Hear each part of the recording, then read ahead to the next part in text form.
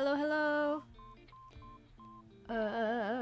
Okay, everything seems to be working. Hello. Ugh. I forgot my drawing tablet. I set up everything except that. I knew it felt weirdly easy to set up for stream today. It's because I didn't plug in my darn drawing tablet. But I got it! I got it! Crisis averted!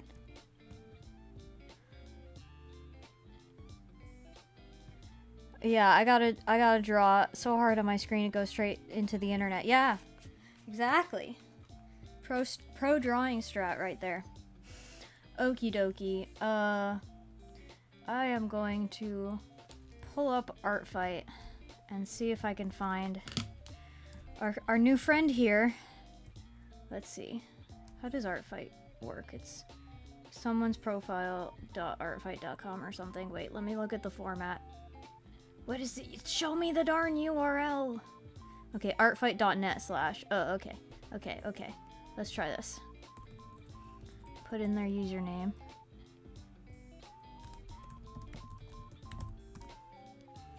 Oh, nope. I can't find it. Oop. Oh, well. Well, welcome to our new chatter, and to everybody else, hello again, Bear, good to see you back, and hello, Arashi, of course. We are going to, start, I think, with this little dude. Let's see. I'm gonna pull him up, and then I'll show you what little dude I'm talking about. I think what I'm gonna stick with today is revenges and other people who followed me from last stream. Because I was like, oh, send me your account if you want a chance to get your art drawn. And then some people sent their accounts and then went and followed me. So I'm working with that list of people. And then anyone who has attacked me already, who I want to make a revenge for.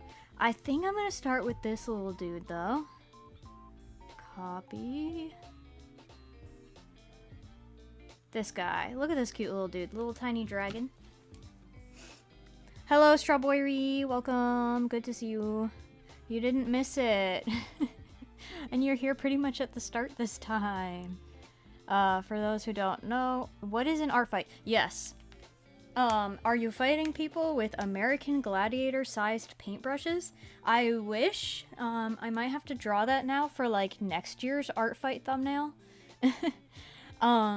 So Artfight is a yearly art event. It happens every July. And the whole concept of it is you're split into teams. Usually it's 2 teams. This year it's 3. But you get split into a few different teams. And then you, quote-unquote, attack people on the other teams to get points. The goal is to have more points in your team by the end of the month, and then that team wins. But the way you get points is by drawing other people's characters. So it's like a fun gamified way to make gift art for people. So this little dragon is the character of Al Kitty. I think that's how you pronounce their username. A-L Kitty. And we're on the same team. So I'll get less points for this one, but like, look at this little guy. He's just a cute little dragon guy. And I can doodle this in like 10 seconds. Not actually 10 seconds, but it'll be a fun little, like, warm-up one. This is your first year? Nice. This is my... Wait, I have it written down. What year is this for me? I have it on my profile. It is my 6th year? That sounds right. Yeah, since 2020. I guess 2020 was the first year I did it. And then I've done it every year since then. I was updating my profile every year at the end of the contest. I would put in like the image for the team that I was on, because they give these little... Wait, I'll just show you guys my account so you know what I'm talking about. I should still have it in here in a source somewhere. Over display window. Here we go. One of these window displays. Properties. There we go. Okay. Okay, there you go. This is my profile. So I have these little icons. And these icons on the top of my profile are each of the teams that I was in, because they make these little icons to signify your team, and then they give you like the ability to put them in here. Like they give you basically the coding for them to put them in your profile. I haven't changed the look of this profile since 2020, so I probably should update it. But I usually just come in and I change the year. It says it's my 6th year right here. I change that every year because it's obviously another year every year, but I usually don't touch anything else. But I was adding these in. You can see I only have 4 of them when there should be 6, because I stopped at 2023 because I got lazy and didn't want to find them all. But I should update that at some point too and have all the teams I've been a part of. And then they had these little crowns to show that that team won, but more than one of these teams I was a part of have won. Almost every single year I've attended, I happened to be on the winning team. But I don't remember if they only started doing the little winner crown this year, or if I just was too lazy to find the other versions for the others. So it only says I've won 1 year, but my team won most years. It was not due to me though, because I'll make maybe 6 little doodles a year. That's like the extent, the top number. I don't make a ton each year. So far I only have 1 posted for this year, so it's not thanks to me that my team typically wins, it's just coincidence. Your goal this year is 1,000 points. Nice. Almost there. You have lots of free time. Cool. We the same team? Yeah. I didn't choose my team this year, because if you don't if you don't choose one yourself, they put you in one automatically. I kind of just let it choose one for me, and then it chose the one for me that I probably would have gone with anyway. Because this year's themes are like theater. You can see the banner here is like it's like a play going on. So it's like comedy, tragedy, and something else. And I don't remember what the third team is, but it's like 3 different types of performance, and I ended up on Team Tragedy, and I was like, you know, that's probably what I would have chosen anyway. Followed and subbed, yay! Okay, then I can, wait, I'll have to reload it, but we can go in here. It should be in notifications, and then I can show your account to everyone this way. There we go. Underscores, that's what I didn't get in there. So there's an underscore in between each word. So if you guys want to go find this account, you can do the artfight.net/ and then the squiggly. What's this squiggly called? I'm sure someone here knows what that's called. And then here's the username. It's the same as their chat username, but there's underscores between each word.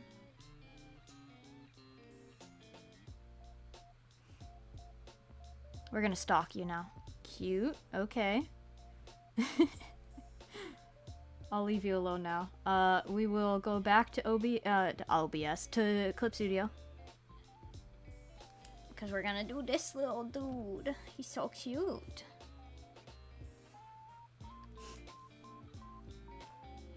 The tilde? Yes, the tilde.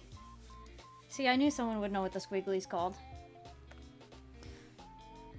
Bratz Tila was just leaked. That's why you're not writing anything, you're busy? Understandable. Ugh. I am just waiting for Mirror Me to appear in stores around here. Some people are starting to see them on shelves. They're just starting to be released.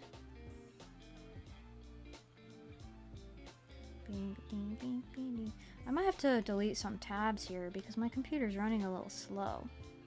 Probably because I had YouTube up. That's probably why. Goodbye, YouTube. Okay.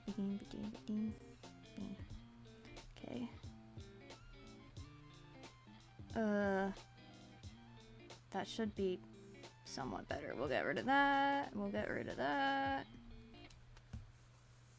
Yeah, I think that's running better now, kind of. Some days my computer just does not want to live, so I have to close everything. Okay. The sitting position is cute, but hard to draw. Oh, I understand. I feel that. No mirror me. I'm so sorry. Which 3 dolls did you get? This guy is 1 foot long. He's so tiny. Loves shiny trinkets. Oh, and he glows in the dark. That's fun. That makes me tempted to draw him in the dark so I can draw him glowing. Because that'd be fun. Maybe I will do that. I'll do a little, like, nightscape scene.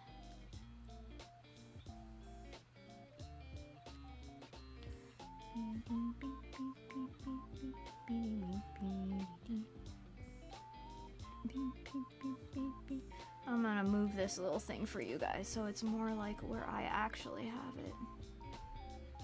That's not, wait a second.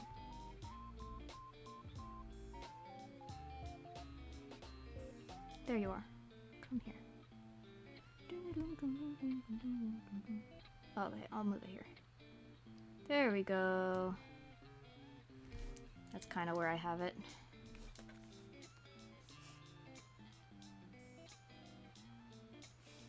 Okay.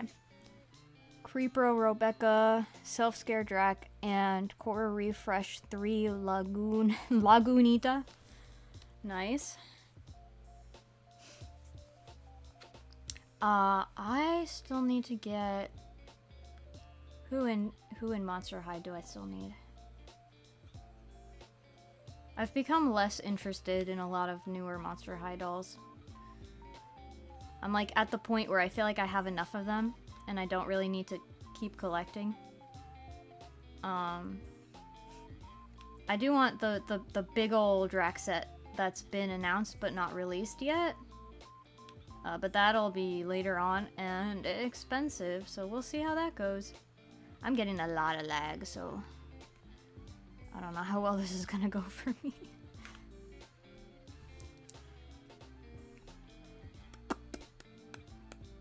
I am still considering, though, getting Cupid from the Drac birthday set. Because I was thinking, you know, I would probably end up just getting her new one that's like the cabin camping or whatever the heck theme. Because she's got kind of a more cohesive color scheme. I mean, if you ignore some of her outfit pieces, she's more like soft pinks. And like her makeup's softer colors. She's got like straighter hair. She's got her classic bangs back. Like, I like a lot of the design elements better for that version of her, but I realized I don't really like her face on that one. I'm not the hugest fan of her screening, and I don't really know exactly what it is. I think her eyebrows are just really, like, pointed, like downward pointing, like this. Like, they look kind of angry, and I feel like that's messing me up, but I don't know. So I might still get the Sweet 1600 birthday version instead of that one, but I haven't really decided yet. And it'll be hard to, like, you know, wait until I can see that one on shelf to decide which one I like better, because she's one of the blind ones, the, like, secrets that you can't see until you open her, so I can't even look at them in store and compare them. Drax Polly is nasty. Ugh. I don't understand why they still give dolls poly hair. Like, they haven't learned.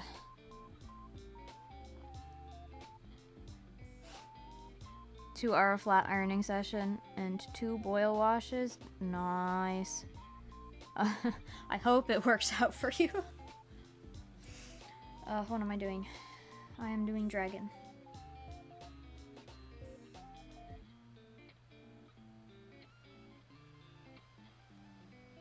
This computer's not happy. I'm sorry it's taking me a while to actually get to the drawing part. I'm trying to figure out how to get my computer to not die on itself. Because it's like lagging, and I can't draw very well while it's lagging, so I'm trying to fix that. Cupid's face is by far your favorite part of her. She looks... It fits your headcanon of her being kind of fake. Okay. Okay, I get that. I don't love that, but I get it. I think that's probably why she's not my favorite, is just I don't like fake girls. I don't like mean girls. So I'm not inclined to own girls that I would, like, hate if I met them in person.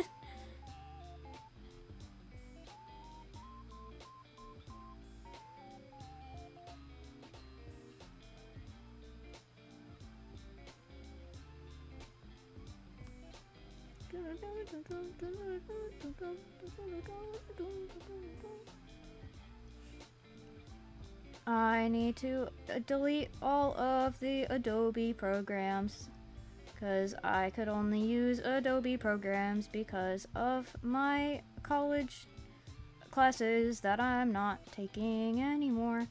And they open themselves in the background and take up processing power, and they're really annoying, and I have to go out and individually close every single one every single time.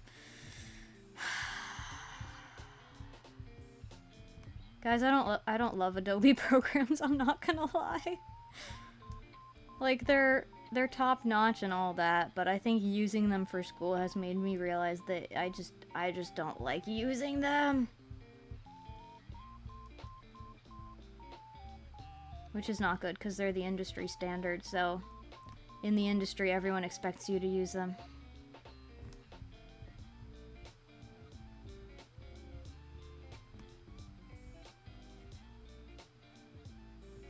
Okay, I closed them all. Let's see if that helps. Oh, Steam's also running. I don't need Steam running. No wonder my computer's struggling. It hates Steam. Where did the rest of Steam go? Is it hiding from me? Yes, it is. Where is it?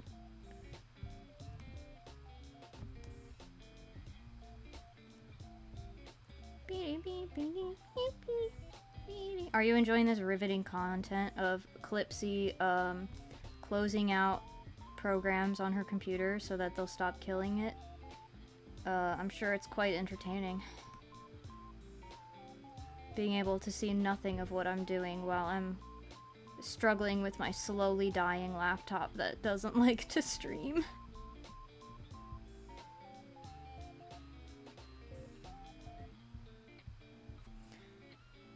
It's just blowing off steam, you know, literally. I don't know if you can hear the fan going. Running steam sure does make it blow off a lot of steam.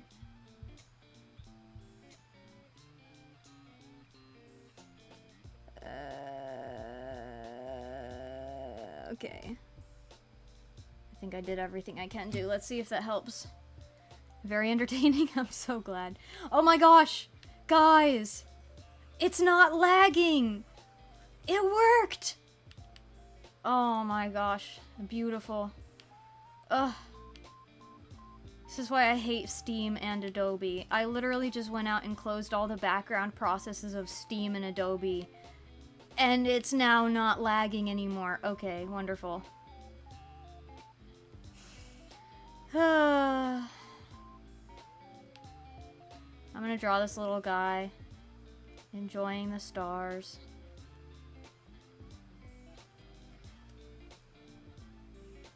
This thing is doing the thing, as it should do. Like a good old swooshy tail. I'm gonna make it swoosh up a little more because I don't want it to create a tangent.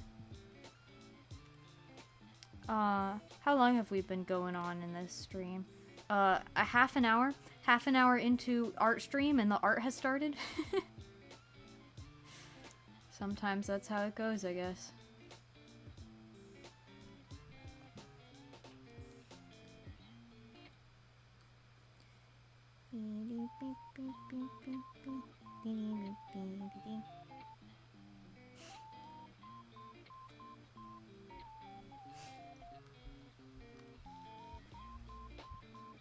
I've learned that the way to get me prepared to live stream is to listen to hype up music. Which, you know, just kind of makes sense. Like, that's how I get myself to do chores, too. Of course, it's gonna get me in the let's get things done mood. But I was listening to some pretty great hype music, and then I was like, okay, now it's time to stream. I gotta turn off my music. And then I started thinking of a song that I really like, but is like a sad song, and it makes me really sad. And then I was like, what am I doing? I'm ruining the vibe by my own thoughts. So I had to play more hype up music.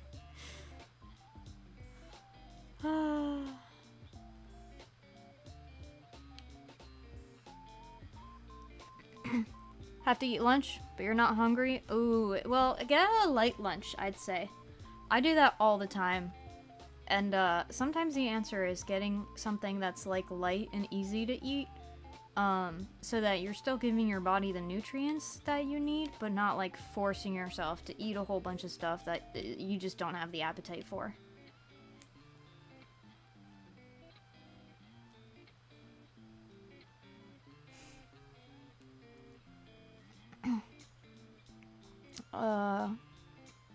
Hate waiting on your dolls to dry. Oh, I get that.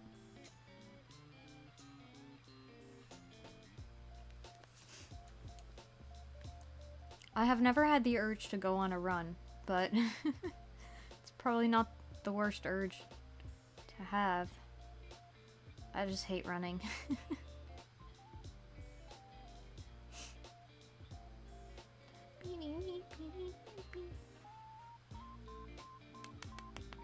These horns look kind of like candy corn. And I love candy corn. This character also reminds me of a little dragon character that I drew when I was like 11. A very similar shape to this little guy. Of course, they draw it better than I did as an 11-year-old. But it's bringing me back.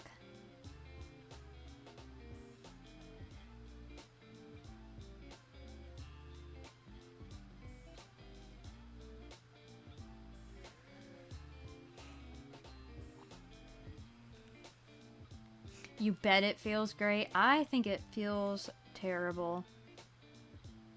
But I don't have the strongest lungs, so I have like no stamina for running. It just makes me want to die. I would rather like lift weights or do push-ups even.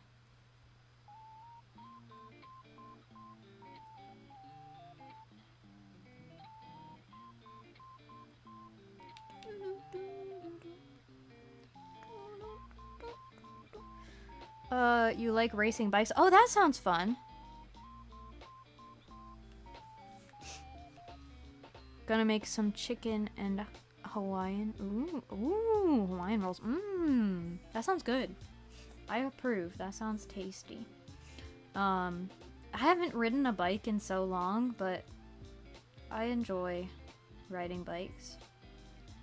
I had one that was given to me a few years ago to ride around my college campus, and then I never ended up doing that because my college campus was like in the mountains, and so it was really hilly, and I was afraid that I would like go down a steep hill and crash, or have to go up a steep hill and want to die. But I had that bike on campus like locked up, and then my friend lost the key for the chain, for the lock on the chain, and then I haven't been able to get the bike back.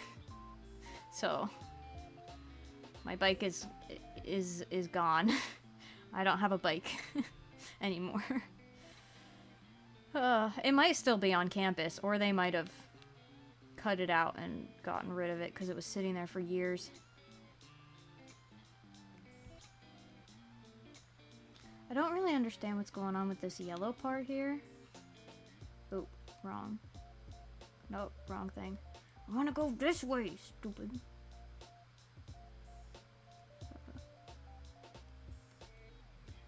Ugh. Wait, this should work for this, right? Yeah, that's not... Okay. Yeah, that doesn't help. It's like the same image. I don't know what exactly is going on with this yellow part.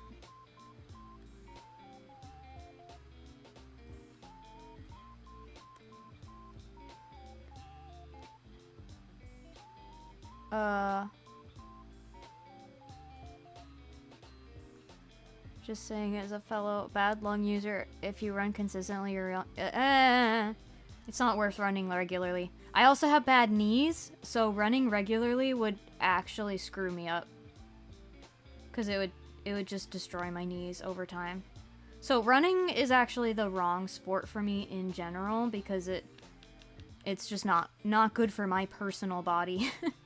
It's not what I should be doing with the body that I have. So I don't bother.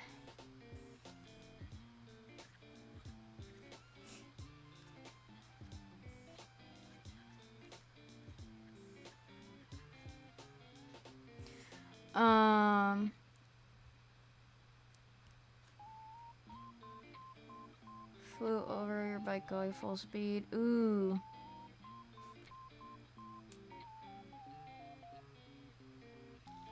Valid counterpoint. Thank you. It is an ear? Oh! Oh! Okay, that makes sense. I got it. I got it now.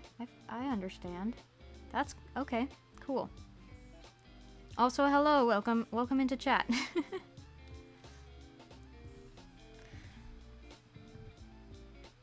This little guy is very cute.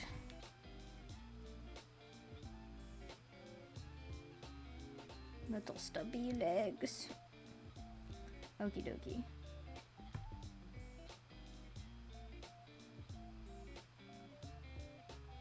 Maybe I'll do it like that. And then like... Or maybe it should be on the other side. It's kind of on the back. Like here.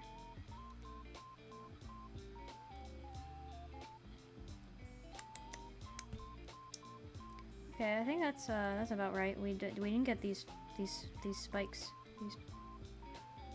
these things. There we go. And he's got.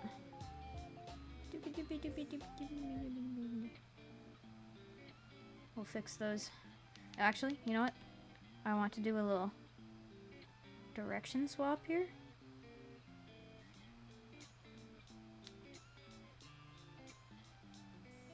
That always looks fun. Alrighty.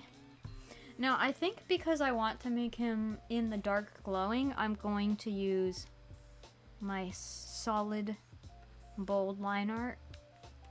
I think that'll work better for a nighttime scene than my softer, lighter line art. Want to hear about the cutest but weirdest thing you accidentally taught your dog? Yes, I do. Please share.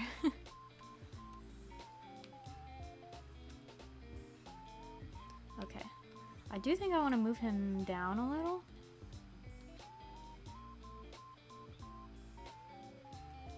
So then we have more sky to work with.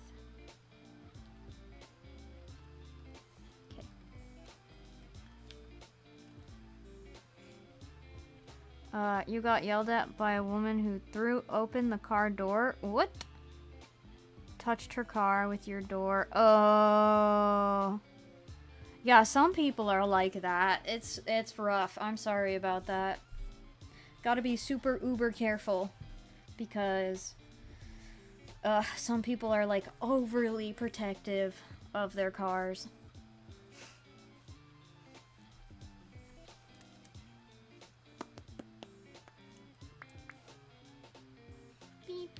Okay.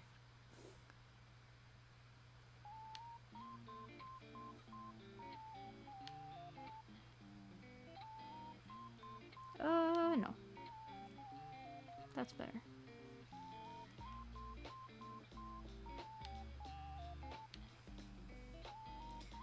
When you put your hands up in like a boxing position, he learned that means play fight time. And then he runs all around inside and out, grabbing his toys. Adorable. I love it. That's so cute. I love dogs. Didn't even notice you did it. Aw. Yeah, that sounds like people, unfortunately.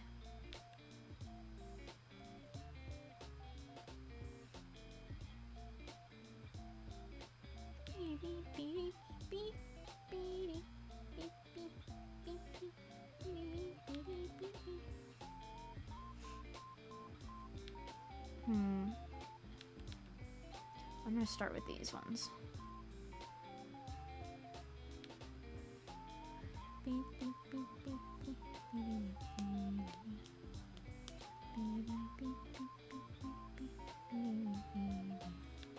Okay, this part. Oop, this part is bothering me.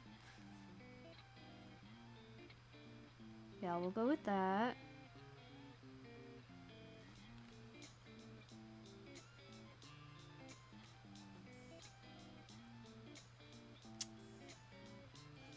It's hard to decide if I'm getting this face shape right or not, or a head shape, I guess, because I've got it in a different angle and it's gonna be connecting to the neck differently.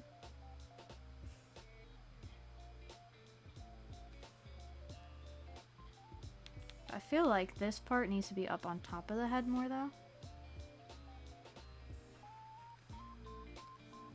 More like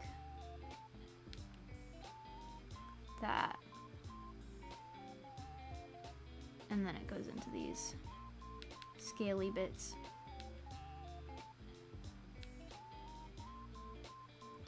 I don't draw animals and creatures often. I don't know if you can tell.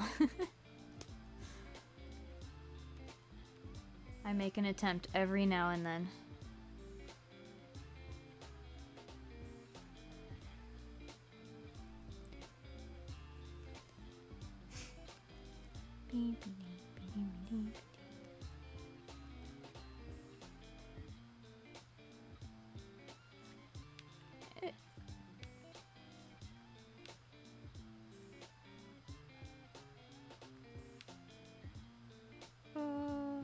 Like around here.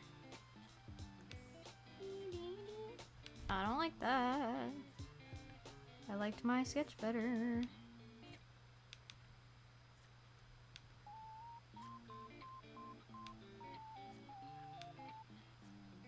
Ugh.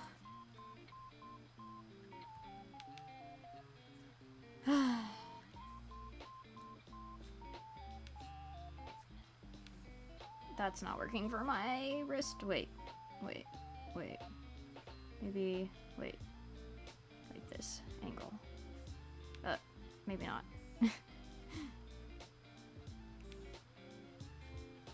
I hate to be that digital artist who redraws a line a million times, but in my defense, it is harder to make a line go where you want to with a screenless tablet versus a piece of paper. I am probably a better traditional artist than a digital artist, even though I've been a digital artist for, let me think, how many years?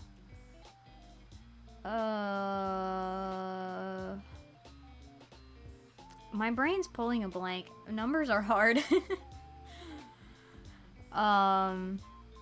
Almost 10 years? Yeah. Almost 10 years. But in general. And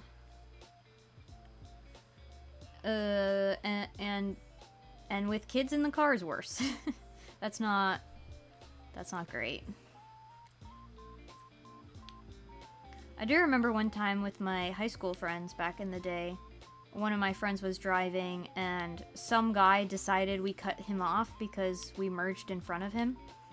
You know how some people can be about that. But this guy decided he was going to chase us down, follow us into a parking lot, and park next to us, come out of the car, and stand behind our car until we got out. We didn't get out, we just waited for him to leave.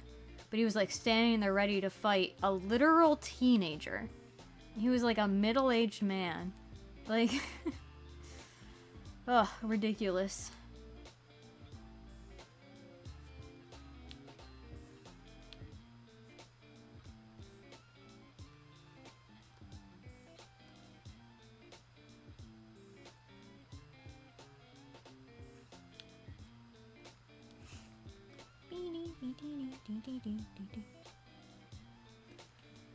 I almost forgot about my tea.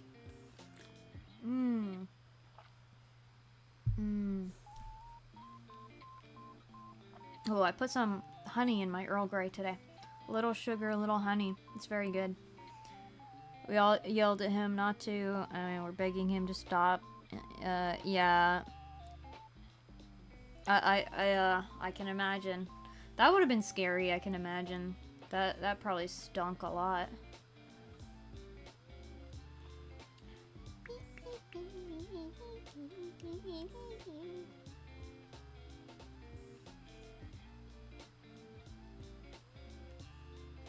I kind of just got rid of his neck and made him more round, and I kind of think it might be cuter that way. So I think I might keep it that way. It kind of fits his like rounded shape here. Now he's got a longer neck here than the way I'm drawing it. But I like to think this is like him scrunching up into himself, getting all cozy, big ol' loafing.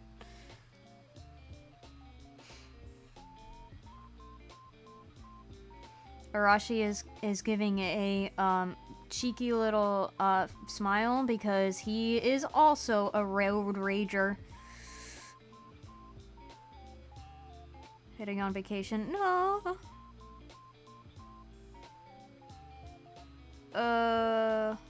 That's not fun either.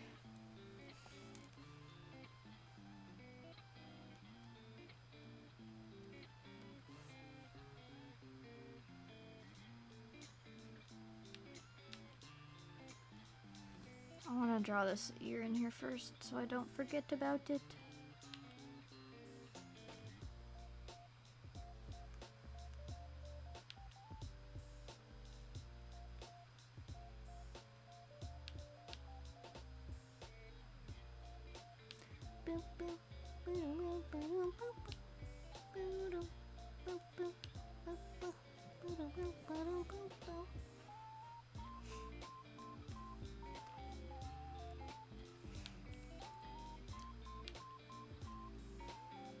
See, while I never condone road rage, I do feel like it's slightly more justified when they gave attitude first. Slightly.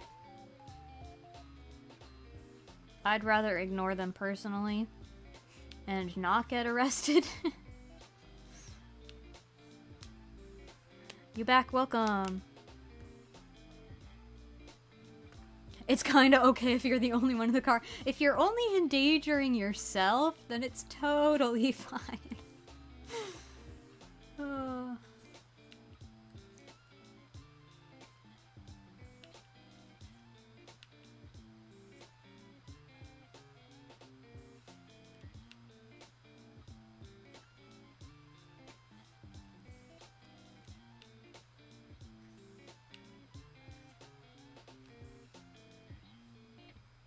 Yeah, it is better than having other people in the car, for sure. It's like, at that point, you're ignoring the safety of others for the sake of you getting back at someone. But if it's only you, then you're just... It's just the getting back at someone part. You're not putting anyone in danger. Except maybe yourself.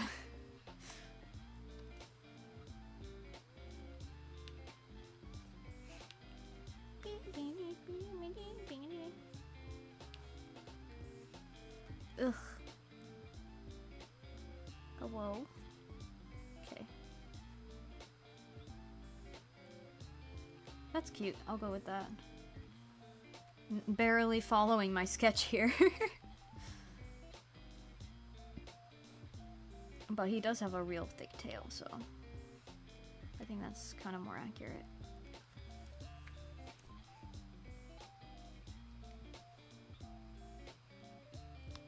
Oh yeah, actually in that scenario, yeah, they deserved it. I hate those kinds of people. That's my least favorite genre of driver. The kind who not only refuses to let you in when you need to merge, but also treats it as a personal attack, like they think you're cutting them off by just needing to merge. They intentionally speed up so that you can't, and then they treat you like the problem. Like, that's just the worst kind of person.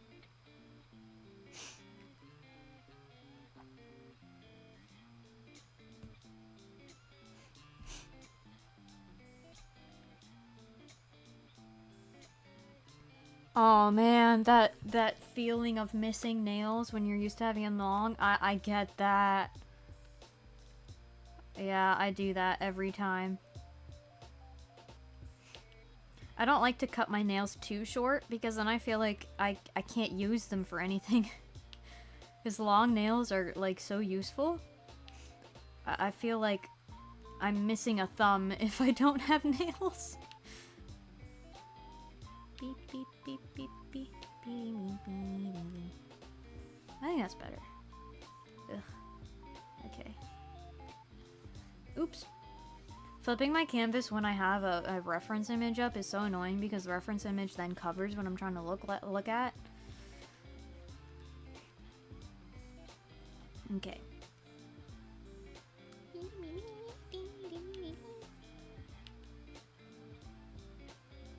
Little nubby foot. Another little nubby foot. Wait, that's kind of cute. It looks so nubby.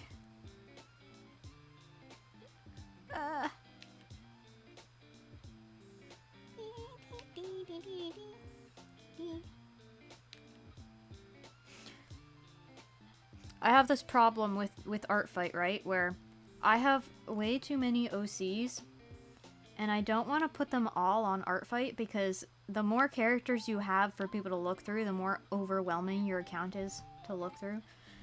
But at the same time, every single year I think of new characters that I'm like, oh, I would love to get art of this character. I should put them up on Artfight. And then I have too many. And I added... Who did I add this year? Hang on. We're gonna take a quick look to remind myself who I added. I added someone. I added... Did I add Nikki? I think I might have added Nikki. He might have not been there before. And maybe Zoo. Maybe I added Zoo. I can't remember if she was there already or not. Oh, I did add Miles. Okay, so Miles is on there. That was the one where, like, I'm thinking of him like, man, I'd love to put Miles on here, but if I put him on here, that's another character in my long list of characters that people are going to get overwhelmed by. But clearly I did put him here already because he's in this list. So, I need to stop. I can't add more characters. Or I need to take out some of the ones I've added in order to put more characters in. Choose which ones are the most important to me that year. New OCs every year. Take off last year's and put new ones. Yeah, some of them definitely will stay permanently because I always want art of them. Like my main babies, who are like the ones that take up the most space in my brain, they stay. But the ones that are more side characters, maybe I should kind of switch them out. I can like hide the characters rather than completely delete them. And then if I'm like, you know, now it's been a while and I kind of want more art of them, then I can unhide them and put them back on. And then hide other ones instead. I could do that potentially. Because I feel like I pretty much get art of like just a few characters. And that's totally fine, because I don't expect to get art of every single character. But then sometimes I'm like, but I kind of want art of these ones.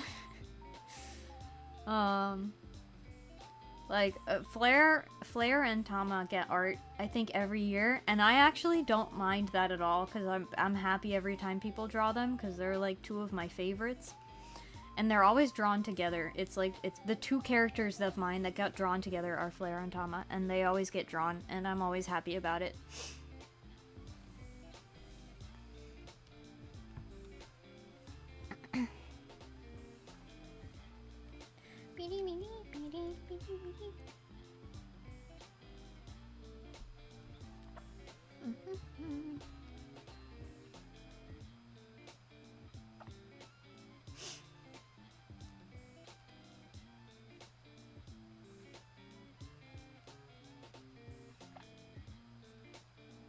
Oh, these kind of meet. I don't want to have, like, that separation.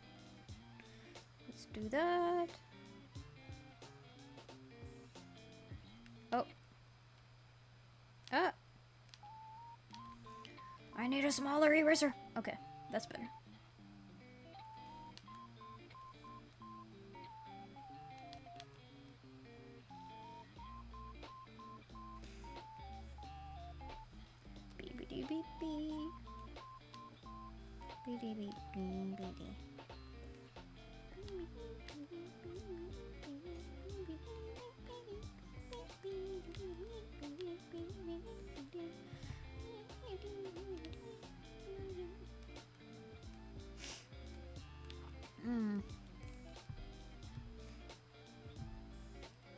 Okie dokie.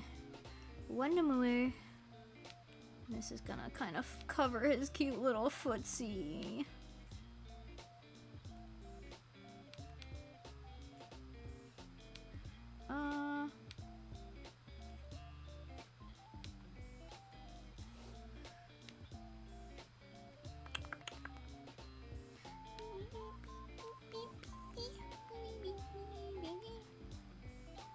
Okay, I like that, even though his toes are now covered.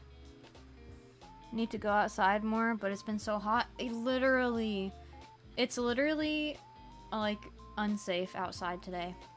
Because we've got smog from, like, forest fires in the air right now. So, I literally cannot stay outside for very long today. And of course, my doggy, the past few days, has really wanted to hang out in the yard. So I'll take him out and be like, okay, we have to be really quick and then go inside. And then he'll just sit in the grass. And I'm like, dog, why can't you do this when the weather's nice? But it's been hot and it's been sticky and it's been gross. And now the air quality is unsafe. So that's fun. But it should clear up by the end of the day.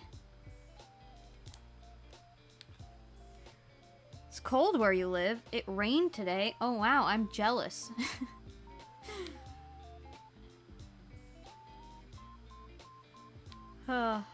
Last time it rained here, it was so nice after.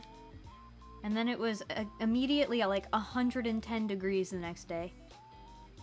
Which, for those of you who use Celsius, was not 110 Celsius. Wait a sec, 110 Fahrenheit to Celsius. 43 degrees-ish Celsius.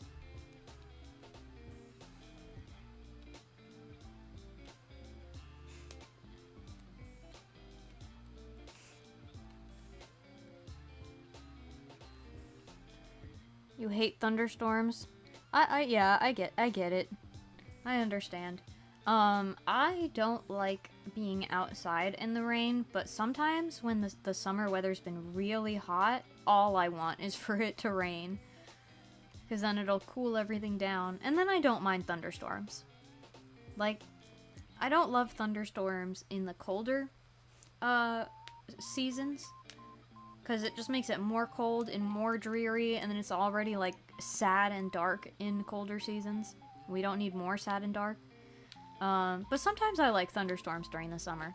My favorite is when it's, like, drizzling, and you can still kind of see the sun through the clouds. It's not dark, and you've just got, like, gentle rolling thunder in the background. That kind of rainstorm I like. But then I don't like when it rains for, like, days nonstop, because then the lack of sun makes me tired and sad.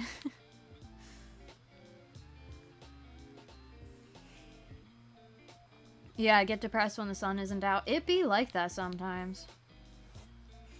We've had periods of time where it'll be, like, a week or more that it's just been cloudy and rainy, and I'm like, I need sun. This is not acceptable. Okay. I need that to be thicker. I don't like that being so thin.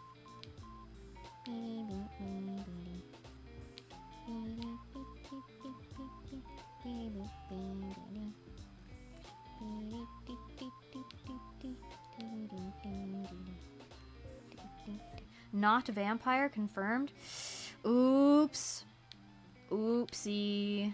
Oops, I just spoiled it. Oh boy. Oops.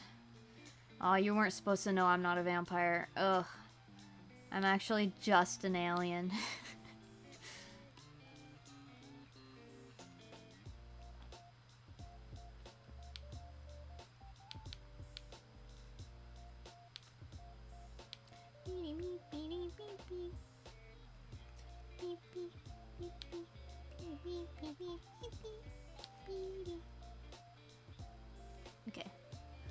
At least the air smells fresher when it's rainy. Yeah!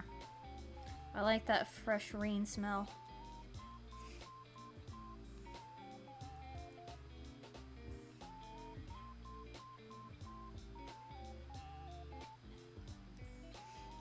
Beep, beep, beep, beep, beep, beep, beep, beep. So I've been thinking about covering a couple songs. I have a few I'm considering. That'll probably all end up being covered eventually. It's just like which one to do as my first cover. It's kind of a weird thing to do on this channel because it's all art themed. It's all art focused, and then I'll be like, haha, music out of nowhere. But like it doesn't really work on the Storm Squadron channel either, because that one's specifically gaming focused. And I just want to do music, guys. It might not fit with my channel, but I want to do music. And I don't really want to start another channel just to do music, because then I have to keep up with another channel. But I want to sing things, so I am considering... Don't cringe! I'm considering an Evanescence song. Cause her vocals are insane, and they're so fun to sing. So I kind of want to cover a Evanescence song. I was sent actually. Junie actually sent me this website that you can download like the backing tracks for a lot of songs. You know, they're made by people who are on the website, and then you download them for like $3 and you get rights to use them. Some of them are better than others because, you know, they're people's like covers made with some kind of program, not real instrumentals. So some of them sound cheaper, some of them sound good. But I was thinking about using that to get a backing track and then doing a cover with that. You cringed? Good. But Evanescence songs are fun. It's not my fault that she's just got banger banger vocals. Like, who can sing better than her? Name one person.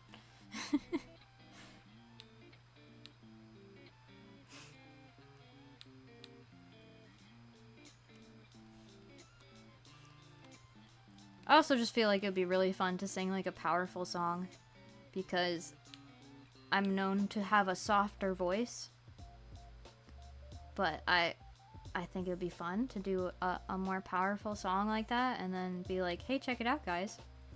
I can do this too.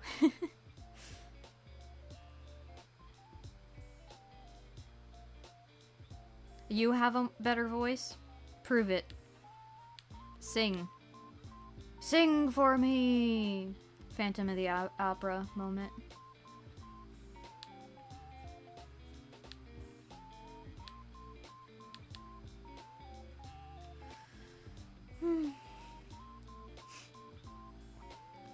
A part of me wants to do a cover of a Phantom of the Opera song too, because it's like my favorite musical. But I can't sing them anymore. I used to be able to sing all of Christine's parts. You know, when she goes up super, super, super high in that one song? I used to be able to hit that note. I can't hit that anymore. I am an alto now. I used to be able to do alto and soprano ranges, but I'm stuck in alto range now, unfortunately. So I can't do Christine's parts anymore. It's so sad. I'm so limited with my deeper vocal range than people expect me to have from my high-pitched voice. Oh, beautiful. Beautiful singing. I'm moved. I think there's a tear in my eyes.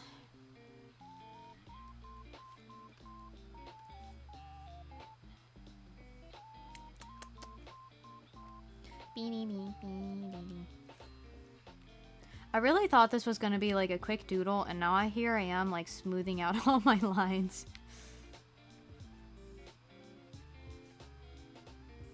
I'm not a baritone, believe it or not. You would think, but I sound like Twilight Princess Link as a wolf when he's trying to sing. He's like, that's actually what my singing voice sounds like. No cap. I'm so glad that's not true.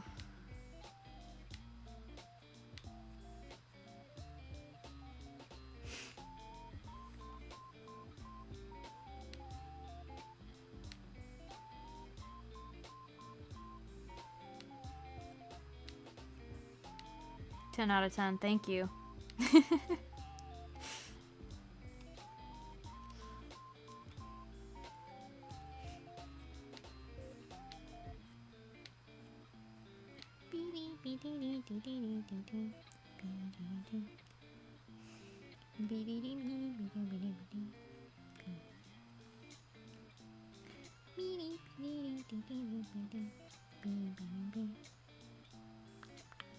Your dog's snoring? Aww.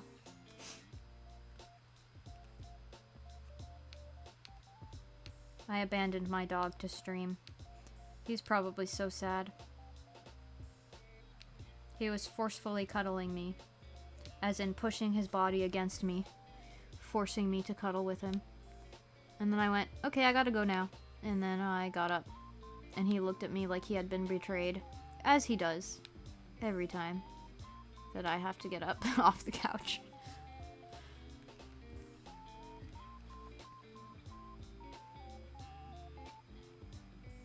What is jam aquatic? Aquatic? Is that a band? Wait. Dog stream with me? I'd have to bring him into streaming space and he's not allowed to be here. Unfortunately. He has an area of the house he's allowed to be in. And this is not it. Because he causes chaos. And there's a lot of chaos to be caused here. He would be so stimulated, like, being like, ooh, new space. Ooh, new stuff to sniff. New things to crawl around in. And he'd potentially break something. So that is why he is not allowed here.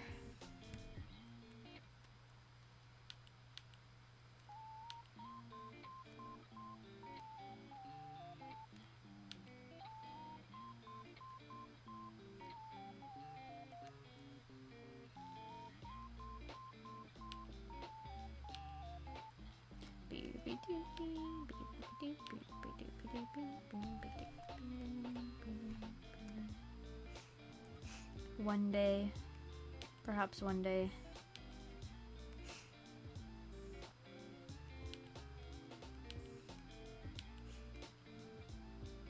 I feel like my dog gets mentioned, like, at least once every stream.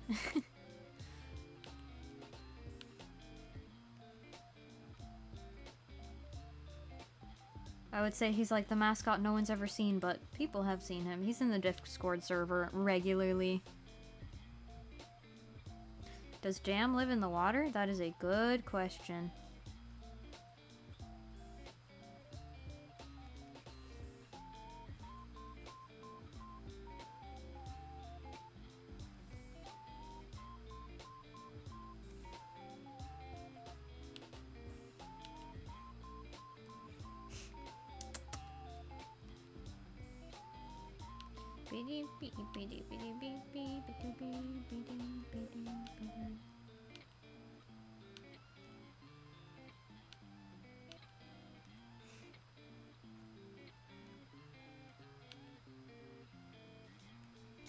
He's asleep for 90% of his pictures. He's asleep for 90% of his life. That is his regular state of being. He plays for maybe 10 minutes a day. And then he sleeps. Sometimes he follows us around. Like, we're cooking in the kitchen, he'll follow us around. Hoping we drop scraps. But usually he is sleeping, or trying to convince us to go sleep with him.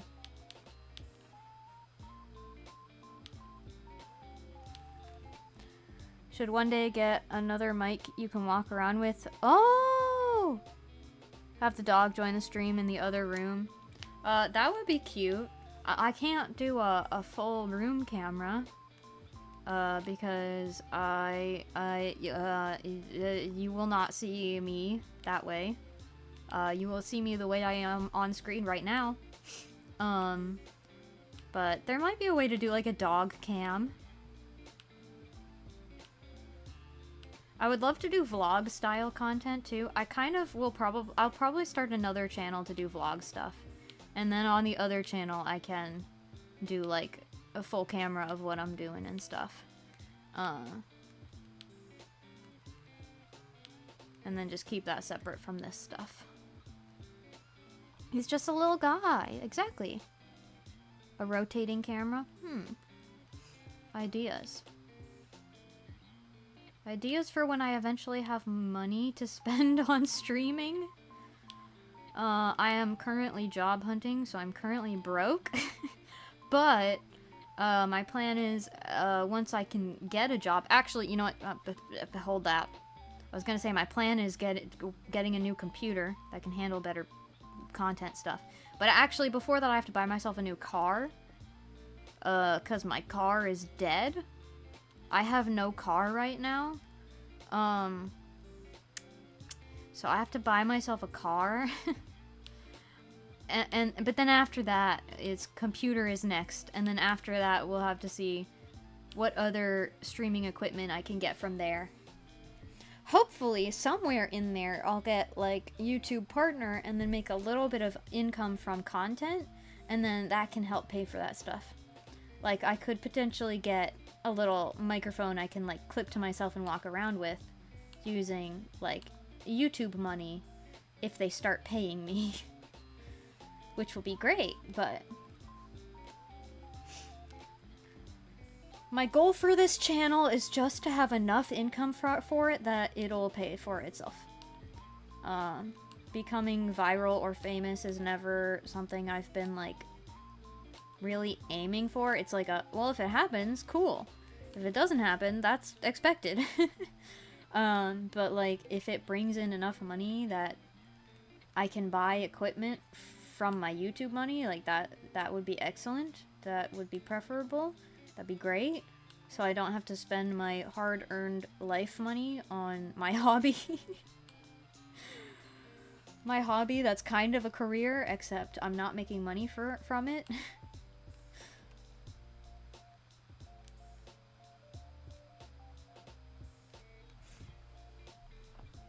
Put on Oliver on a slowly rotating lazy Susan, bump up the contrast, and pow, content.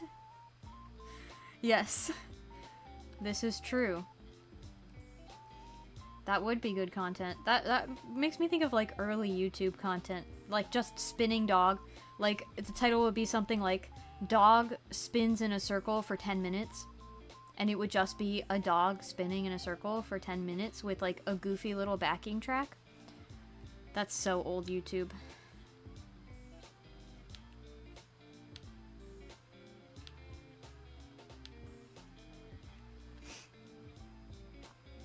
Post shorts of dog equals instant money.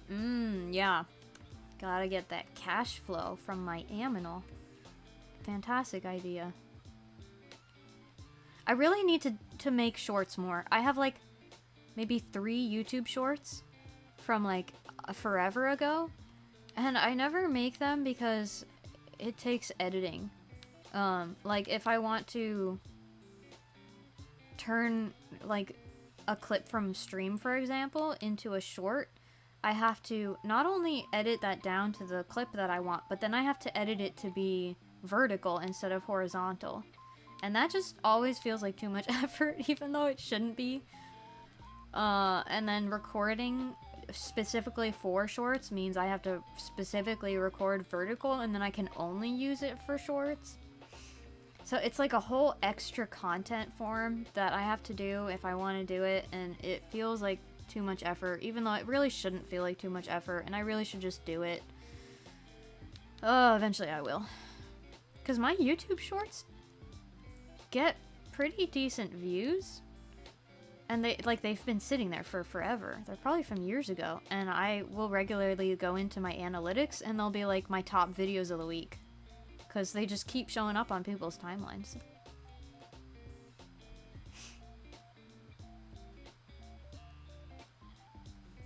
My one concern though would be that if I do get more into doing shorts, the short viewers will not watch the rest of my content because they'll just be into the quick short form scroll content and then they won't want to watch anything else.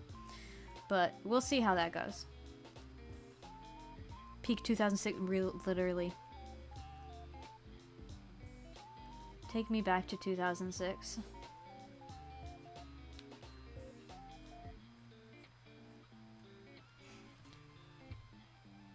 Unedited short of dog playing or sleeping, done. Yeah, that'd be pretty easy content.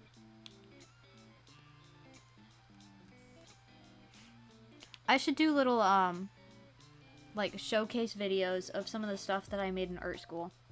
It's kind of just sitting around getting ignored because I came back home from school and then went, okay, I don't need to look at you anymore, and then put down my projects and just pretended they didn't exist. Except that they stare at me. My bust sculpture is on my dresser. And it sits there and it looks at me menacingly. And that's my least favorite art project that I did in college. I don't like it, actually. I just don't have a better space for it. And I don't like to destroy my art, so it's like, I may not like this, but I have it. But I should do a little showcase video of my little BJD that I made. That'd be kind of fun. Hello! Welcome to chat. Moon Watcher Theron Puppet? I don't know what that whole that's a pretty long username. What do you want me to call you? Just Moon Watcher?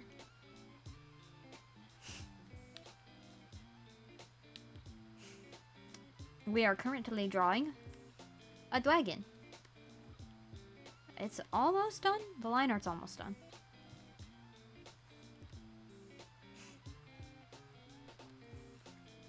Beep, beep, beep. Beep, beep, beep, beep. Beep, beep, beep, beep, beep. Oh, I gotta take another sip of my tea. I keep forgetting I have a drink right here.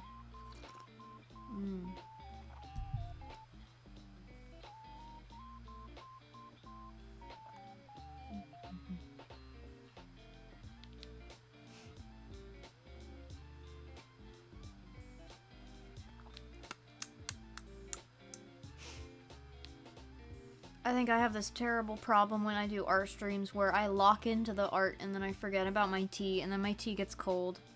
Moon is good? Nice, nice.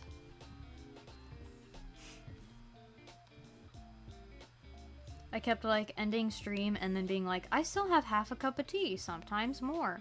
Why am I not drinking my tea? I must be terrible at multitasking. And then I would do like a collab stream with Arashi on the other channel where we're doing gaming, and then I'd be like, oh, I finished my whole cup of tea, and stream is still going.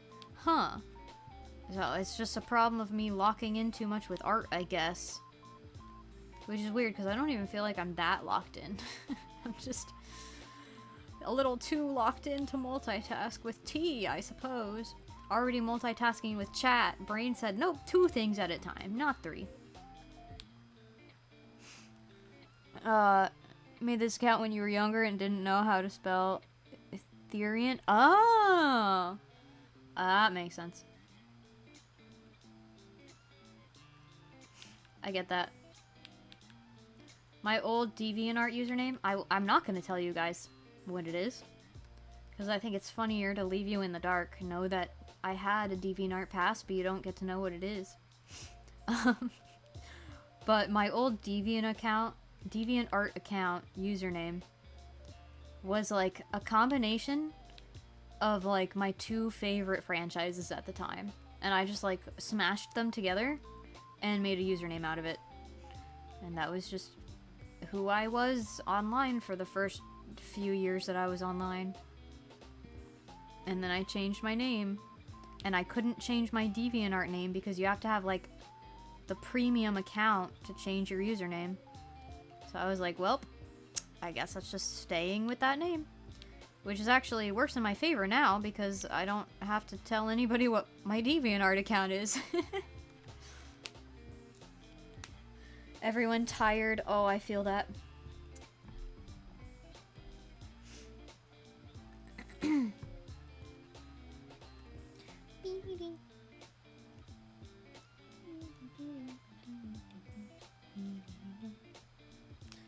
Pick a number in your bookmarks 1 to 4. 2.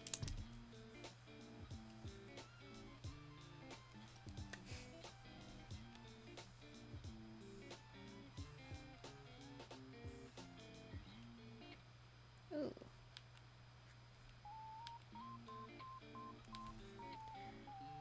Wanted to tune in earlier, but a horrible day for you? Oh, totally fair. I hope it's going better for you. Welcome in.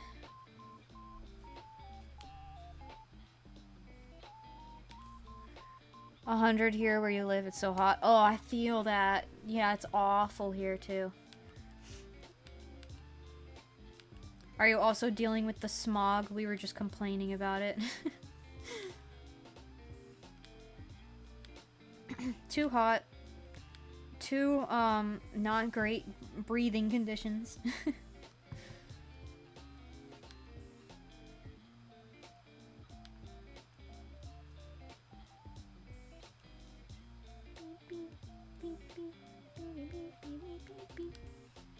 Dragon! Yes, welcome in. Hello!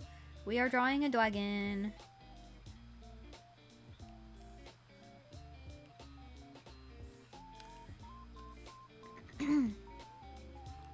I forget this guy's name. Aster, I think? Yes, this is Aster. Which is also the name of one of my fellow VTuber friends. So I thought that was fun. That may have contributed to me choosing to draw this character. But also because I just took one look at it and went, that one. Yes, I will be drawing that one.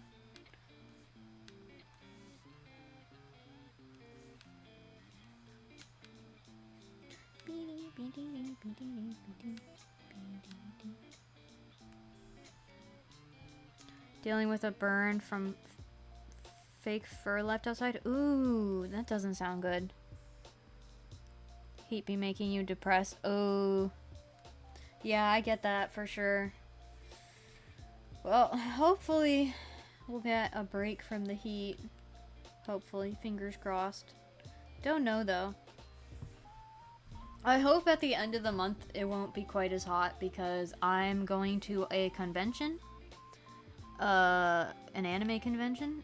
And I have to walk through the city to get there. From the hotel I'll be staying at.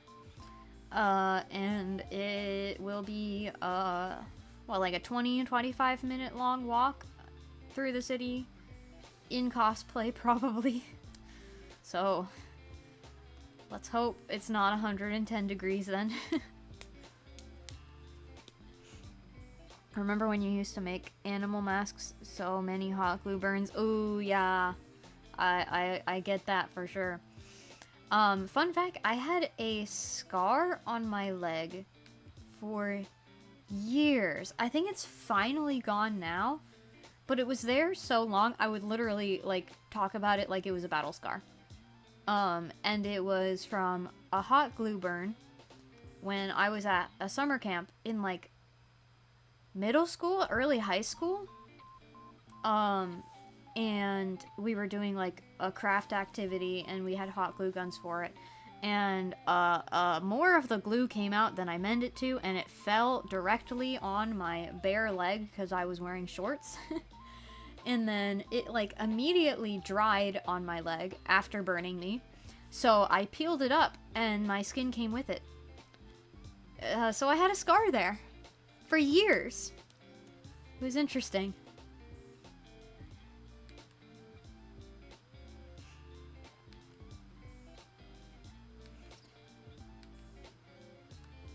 The wasp sting scar on my hand also finally disappeared a few years ago. That one was bizarre too, because I was like maybe 7 or 8 when I got that one, and then it lasted most of my life. I was surprised when it disappeared.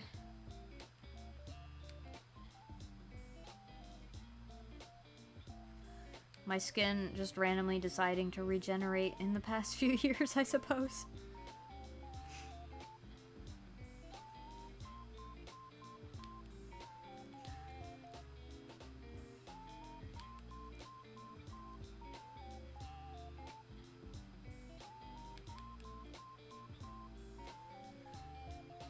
You have a huge scar on your knee. It's been there for 9 years. Still there, and also... Yeah, I have a cat scar, I think. Yeah, I have a few cat scratches still. From cats I had as a kid.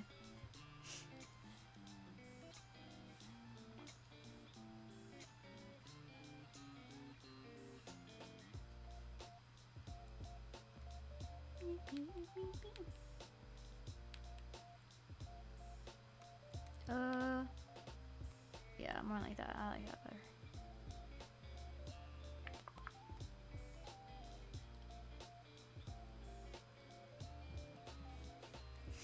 I'm gonna do the inside of the eye on a different layer because I'm not sure I like how the sketch looked, so I'm kind of scared I'm gonna screw it up and want to erase it, so I'm just gonna make it easier to erase if that ends up being the case.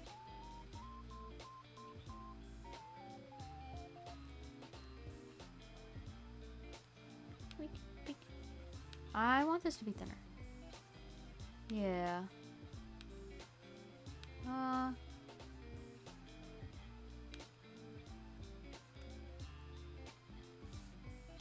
More like that.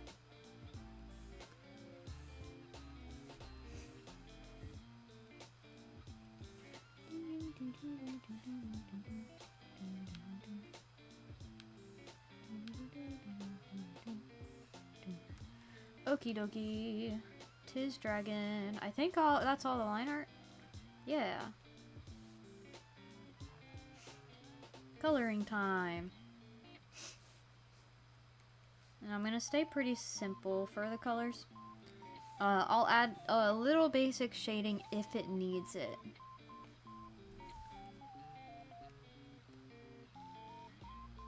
I think that's all the purple parts. Should be. Tried resting your arm with the burn and it hurt. Oh, no! I'm so sorry. Purple. Purple is my favorite color. And I like this shade of purple. It's very nice.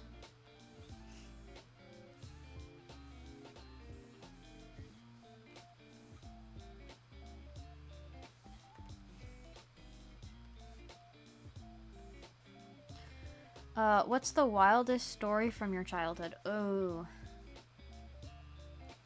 I think the real not fun answer would be, the custody battle.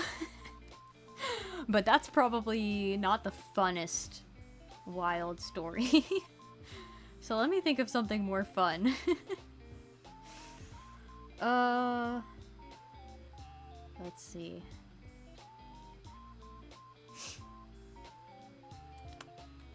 Dwagon! Tis Dwagon. Tis very cute Dwagon. I have to think of a story. I'm really bad at remembering things on the spot.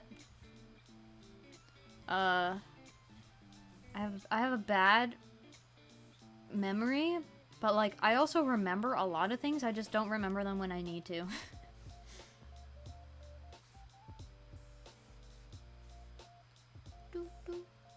Hello, character's cute, thank you. So this is Aster. This is, someone on Artfight's character. What's their name? Al Kitty, I believe? A-L Kitty. I forget, it was like short for Allison or something like that. But I'm drawing them, I believe they were a viewer's character, so that's why I decided to draw them. And they're a cute little dragon! So cute! I think this white is just like straight white. Oh no, it's slightly off white. Okay. Cool.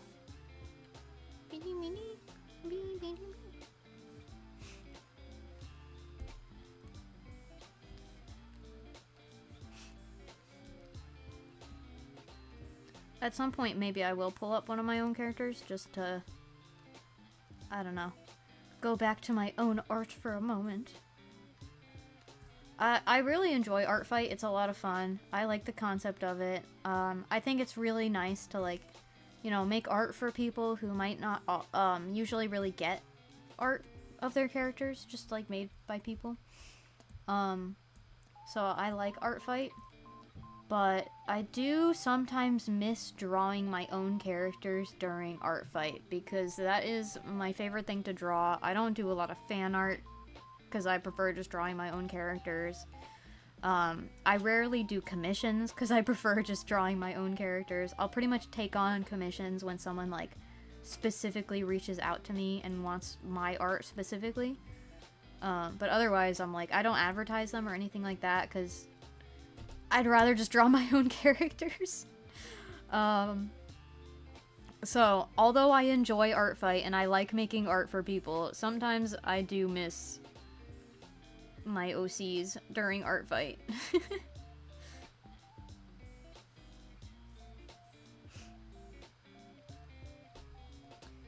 Feel like showing off just because you have a bad luck and always got hurt. Oh, no, you're good. You're good. You are totally allowed to share your burn trauma with me. Does not bother me. We've gone on some wild tangents in my streams and in Arashi's streams, which for those of you who don't know because you're new here, Arashi is kind of my streaming partner. We have a group channel called Storm Squadron where we play games together. So I stream art stuff here and then I stream gaming stuff over there along with Arashi. So we work as a duo as well as separately. And we get pretty wild over there. Over here we're more tame, but we get into some unhinged conversations on our channel over there sometimes. Don't know what you mean. You've never said anything weird. Funny how you just automatically assume we're talking about you. Sounds kind of suspicious.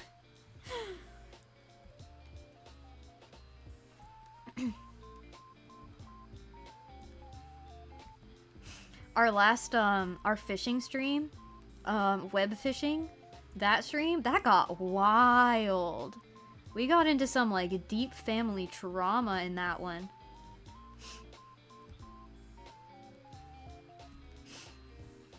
I guess that's what happens when you just have two guys, two fishing poles, and nature. It ended up getting a little out of hand. Who would do that? Just unhinge a conversation? Oh, I don't know. Brother once almost broke his finger on a road trip. Ooh. The trauma dumping for real. My sister broke her nose playing softball. Specifically practicing. And I believe she said it was the coach who threw the ball that hit her in the nose. And then she was bleeding out everywhere and the people were in a panic and they were like, oh my gosh, are you okay? Are you okay? And she was like, yeah, I'm fine. It's not that bad. Well, blood was dripping down her face. So that was interesting. And then she had like a big ol' bruise on her face for like days. It was pretty gnarly looking. And she'd be like, guys, check out my bruise. Was like pretty much unfazed. Okay, let's make sure we get all of this. Cool.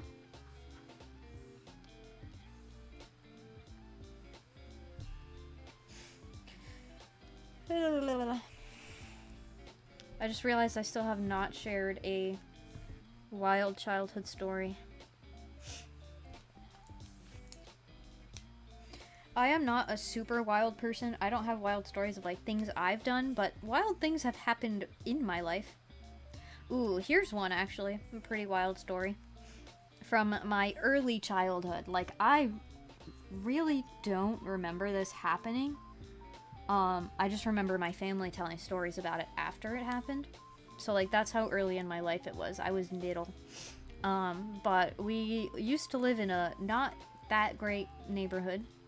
Because, we were poor, like, my entire childhood. So, we lived in this little townhouse. And, you know, it was usually fine, I think.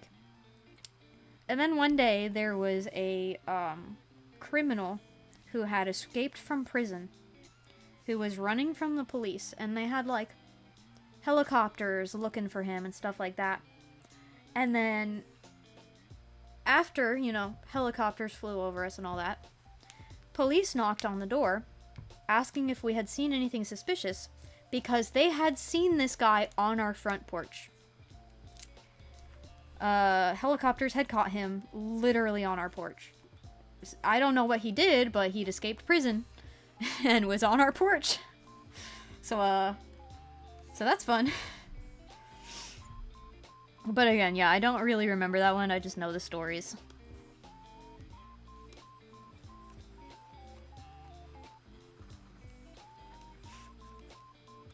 Okay. So we want like a blue. I kind of want a purplish blue for the sky.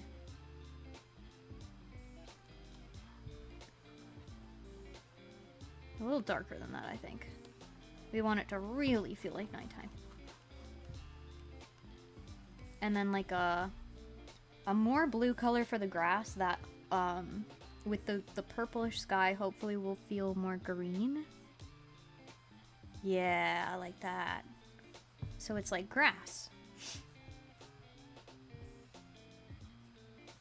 But I think I want to do like a slope. Like this. But not that extreme. So he's on a little hill. And then we'll do some other hills behind him.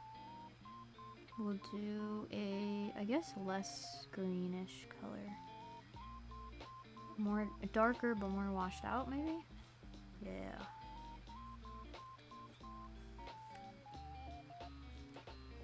Okay, that does make me want to change this color slightly, though. Just give it a little more vibrancy.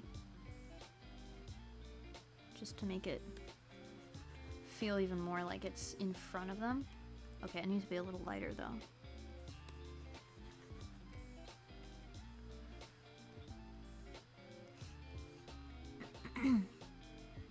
Okay, we'll mess with that more later, because I think if I'm going to make him glowing a bit, I'll do a bit of a shadow, so it'll get darker.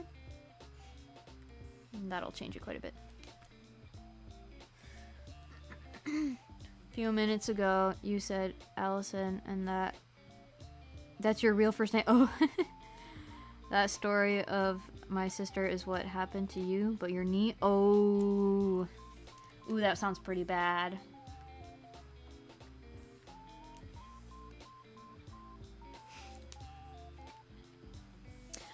Yeah, Storm Squadron.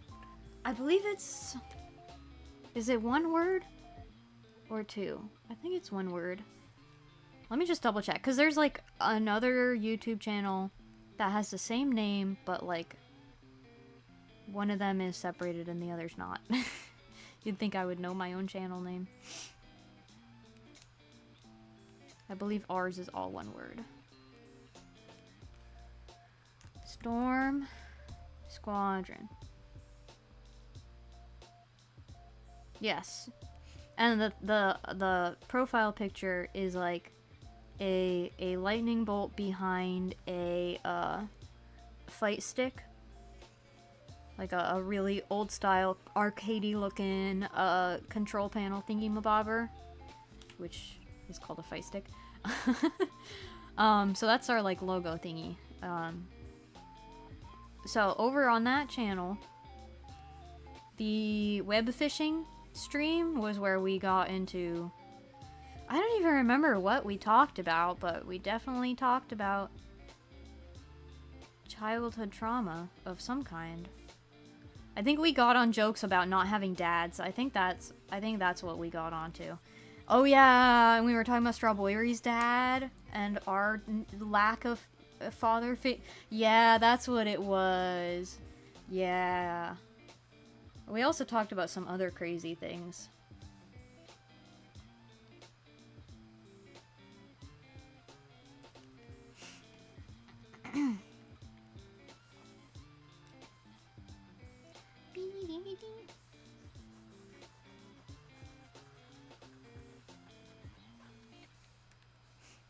Okay, we'll go with that for now, and we're gonna draw some stars. He's literally so chill, except that some of the things you shared did not sound so chill. Why did I end up on that one? I want this one. Okay. No, I don't want it darker, actually. I want it more vibrant. We'll go with something like that. We'll do a little moon.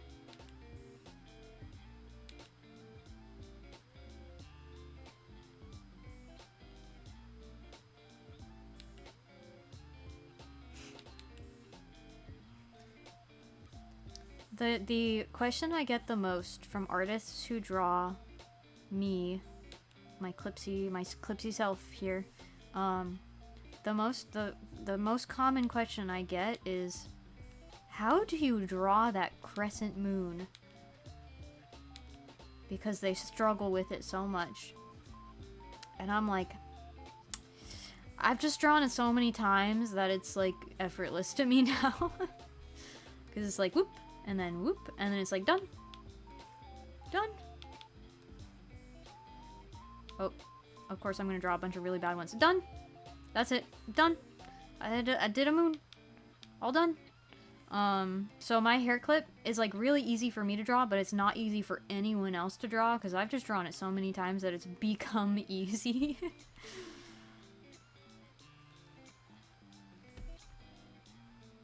It once almost ran into a car when biking. Ooh, oops.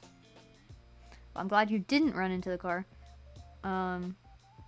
Very popular drink here. Oh, I missed what it is. Speaking of your dad, he claims his father's cousin is the inventor and owner of Twist and Drink. I don't know what that is.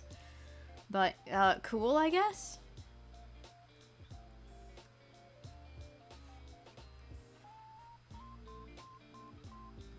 Okie dokie. Stars.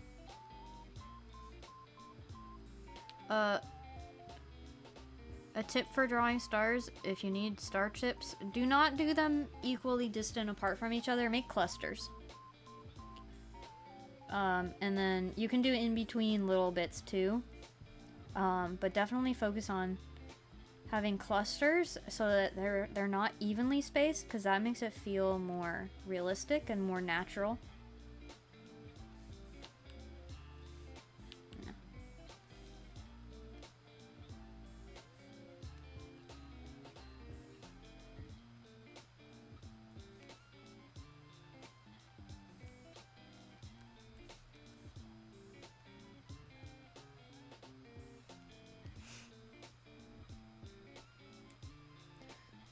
Parents will just look at you in the eyes and be like, you know, my grandmother owns Swarovski. I feel like you're lying. Yeah. Yeah, I guess so.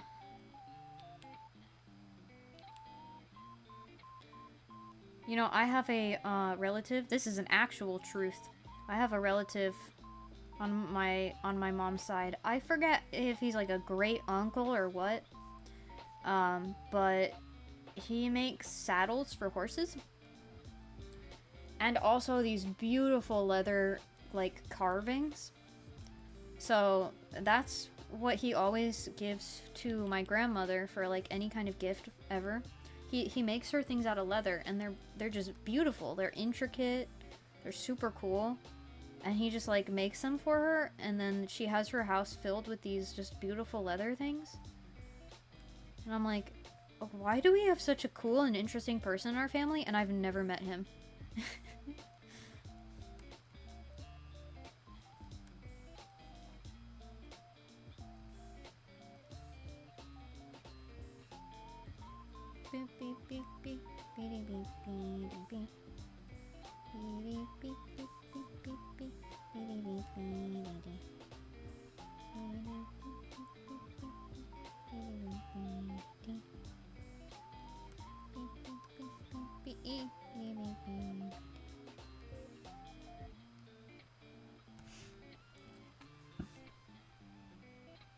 What is a swoop swoop?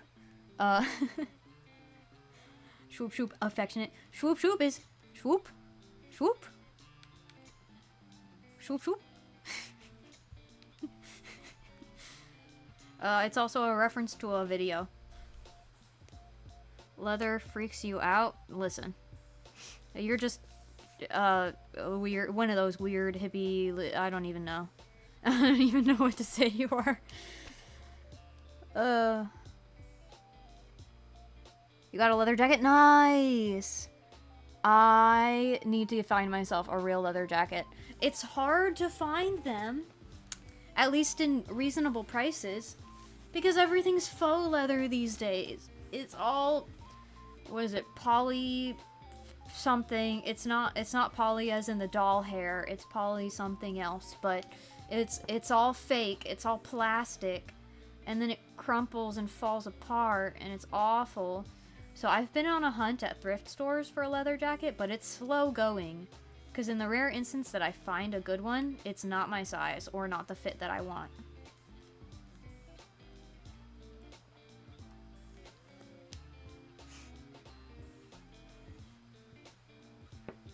You got my ears for free? Nice.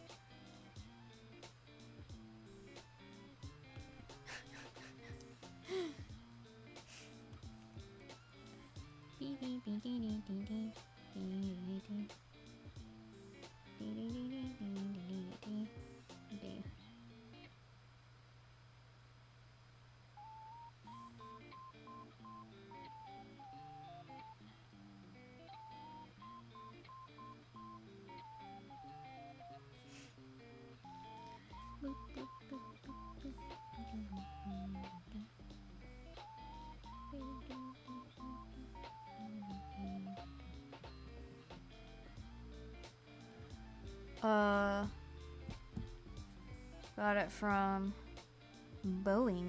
Ooh. Nice.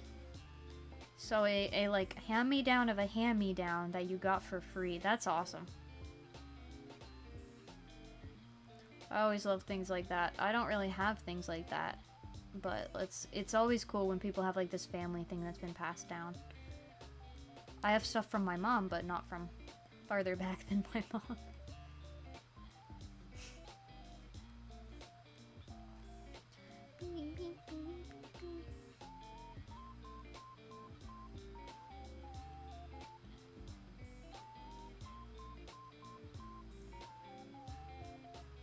I do have a like suit jacket. What do you call that? That was my mom's. She wore when she was younger and just doesn't fit her quite the same anymore, so she gave it to me. And I replaced the buttons because some of them had fallen off. So it was missing a few buttons. And it's hard to find the exact buttons, and I didn't want mismatched buttons. So I just replaced them with more fun ones that are like kind of steampunky. And I'm tempted to turn it into like a punk style jacket, I'm not gonna lie. Put like patches and pins and safety pins and stuff in it. I am real tempted.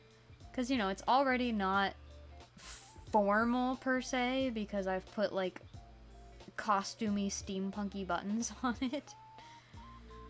So, but it's like subtle enough at this point that I could get away with wearing it to like an office job potentially.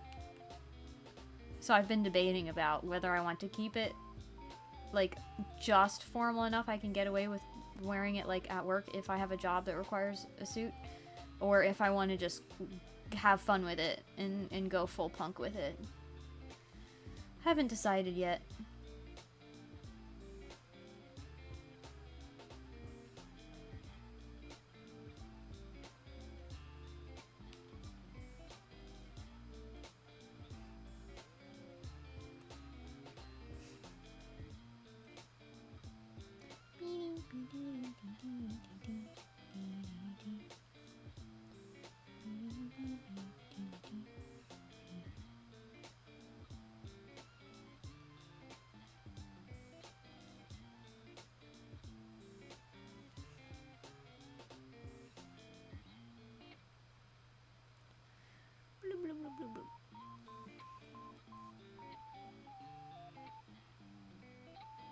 We've almost filled up the sky with stars. Almost finished.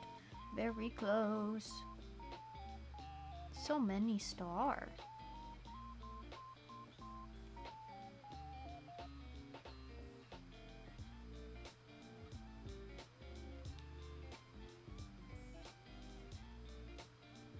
Oh.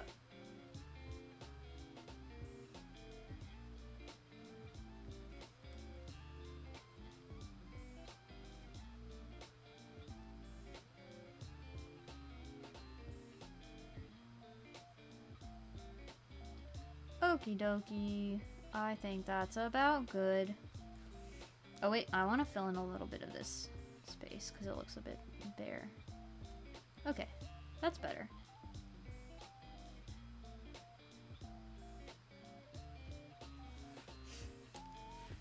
You also have a Raggedy Ann dolls. Oh, that's awesome.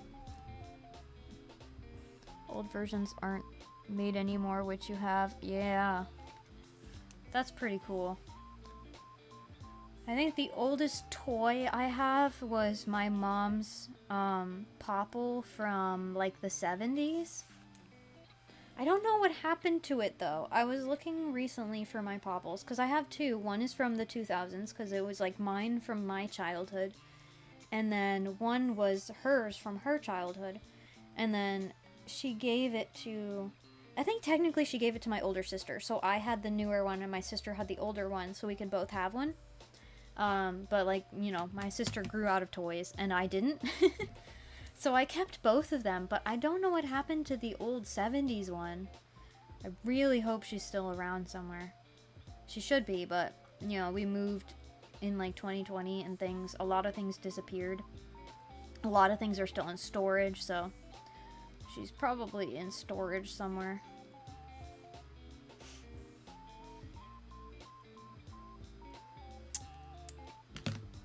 And then I have like porcelain dolls from my childhood, but again, they're from my childhood, so they're not that old. I have some that I don't know how old they are because they were from like antique stores and stuff like that, but I don't know how to tell the age of a porcelain doll, if you even can, because they still made them into the 2000s if, you know, I had them in the 2000s.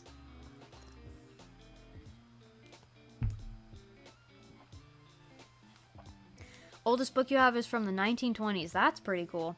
Oh, actually, the oldest thing I have is a rocking chair from the 1800s. It's an 18th century rocking chair with the original mechanisms and everything. Like the spring is the original spring. And it's perfectly functioning. It works great. It's like the perfect size for me because it's a little bit of a small chair, which is great because I'm small. So it's like perfect for me. It's like comfy, it swings just right. It's beautifully sculpted. It's got like, you know, wood frame with sculpted wood. And then all the upholstery is newer. It's not from the 1800s. Someone had reupholstered it. But it's still pretty old. Like, I think it's still vintage upholstery because it's like the seat is pretty worn. It looks like it's been on that chair for a while. But that also means that the chair has been used like since then.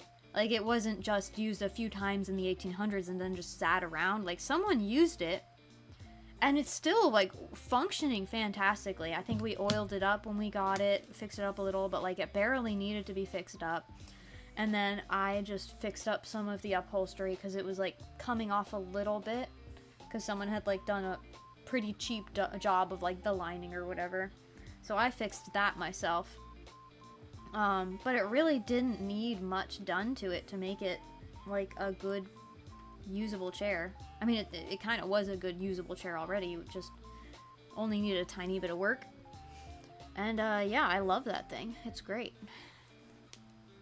So cool. Isn't it so cool? So cool. And then I have a tea set. I don't have the teapot yet, but I'm searching for the teapot and I'll find it eventually.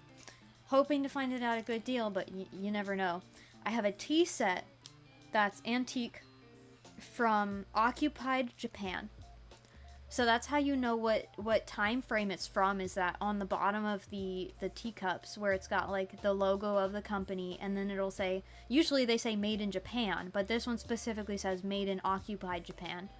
So it was specifically from the time period of the occupation, which is pretty cool. And you know, it's hand painted and all that. They were always hand painted from that time. And I'm still in search of the teapot, but then I've got all of the saucers, the cups, the plates, all of those things. Oldest thing you own is probably either the typewriter or the camera. Probably the camera. Is it World War I era? Forget how old the typewriter is. Camera is from the 80s. Oh, okay. Actually, the typewriter I think was older then. I had it in my head the camera was older than that for some reason.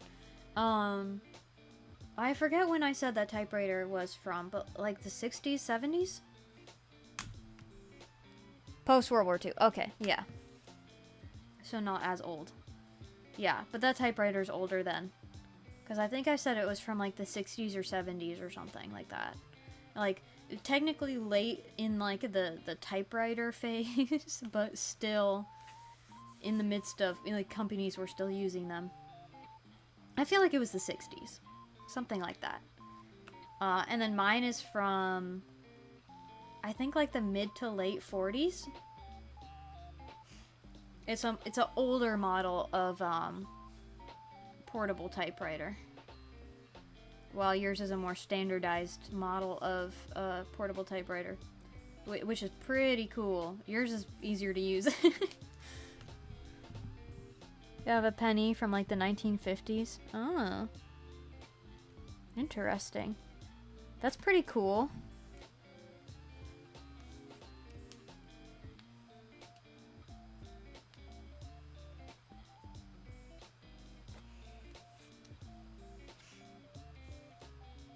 Okay. I should probably dull down his colors. I also need to do these patterns though. Let's do that first. Take this. We're gonna do a clipping layer. And then do some quick patterns here. Oh, that's not. Is that clipped properly? No, it's not clipped. It's the wrong thing. I pressed the wrong thing. Okay, there we go. There's that. A little bit over here.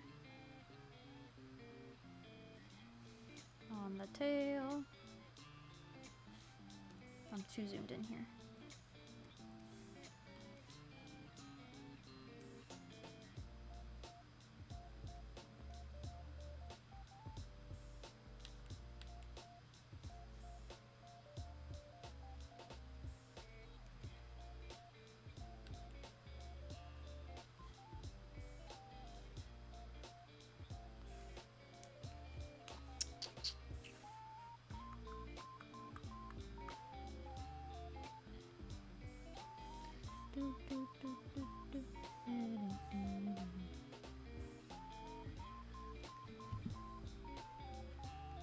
Oh, the folding shovel.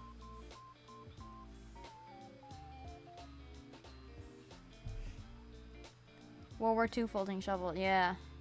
What do you think is going to be the next coin to go, since everyone kind of switching to digital money and stuff? The penny's already been discontinued. But I really hope they don't discontinue any others, because it's already bad not having the penny, because now you have to round up or down with everything. And if you have to round up or down 5 cents with everything, like the nickel disappears, like that's just gonna get worse and worse. I really hope not everyone switches to digital currency. Right now, you can't. You cannot switch to only digital currency. I know we tried for a bit, like during COVID time, because they were having a coin shortage, and so a lot of people wouldn't take cash for a while. But you still have old people who only pay with cash. So you make a lot of people struggle when you switch to only digital. Once those people die off, though, then they might try again to switch to digital only, which I really hope they don't pull off.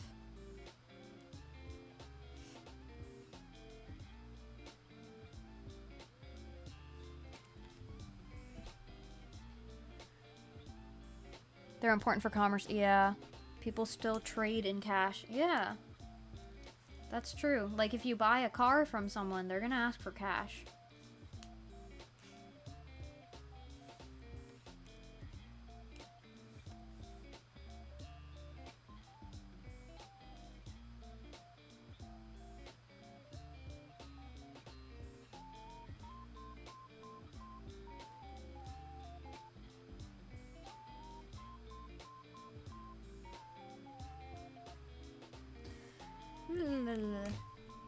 Rather cash, but feel like the government wants digital. Yeah. Sometimes we have to fight the government. Because sometimes the government does stupid things. And we have to try to go, no thank you, and not let them do stupid things. Which is easier said than done, because you need, like, people to band together and actually do something about the situation, to actually make a change, and that's the hard part. Ugh.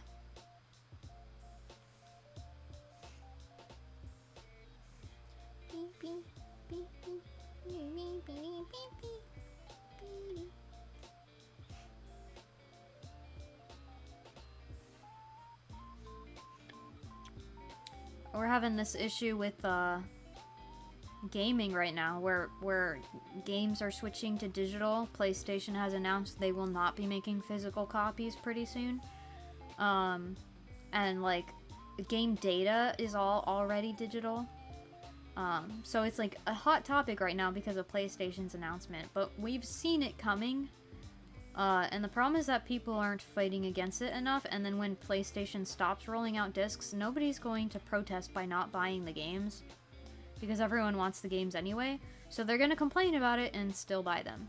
So nothing will ever be done about it, because people can't, like, band together and actually make a difference. But if we did, we could stop a lot of this from happening, because if we're not buying the things, or we're not putting up with the things, like, they can't happen. But people can never actually band together and make a difference.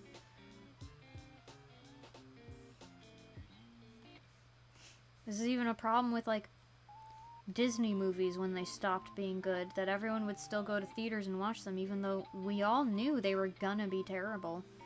And I'd hear people being like, oh yeah, I knew it would be bad, but I wanted to go see it in theaters anyway, just for the experience, and just to see how bad. I was like, well, if you keep going and watching these things, they're gonna keep producing garbage, because they can still make money off of it. That's all they really care about, is the bottom line. I had some fights with people over that, because they treated me like I was pretentious and problematic for not going to the theaters to enjoy bad media.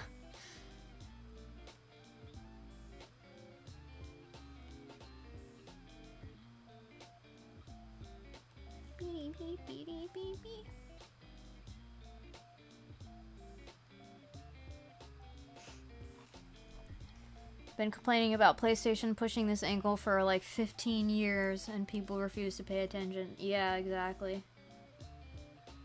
We cause our own demise. We as in society, not me specifically. I'm not like the other girls.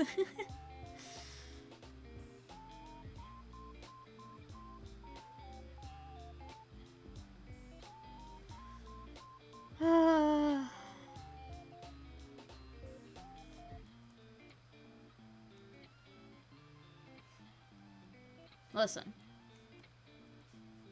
I'm not pretentious, I'm right. There's a difference.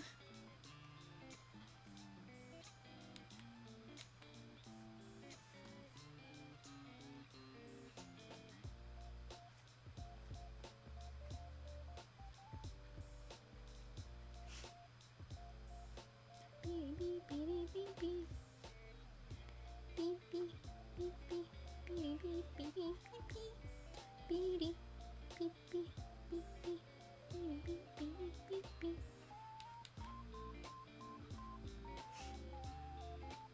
pretty much the only media that's come out recently that I've enjoyed. Actually, ignoring anime there, because there's some stuff that came out in anime that I've enjoyed too. But ignoring that, Western media specifically, pretty much the only, like, Western media that's come out recently that I've enjoyed was, like, Iron Lung and Project Hail Mary.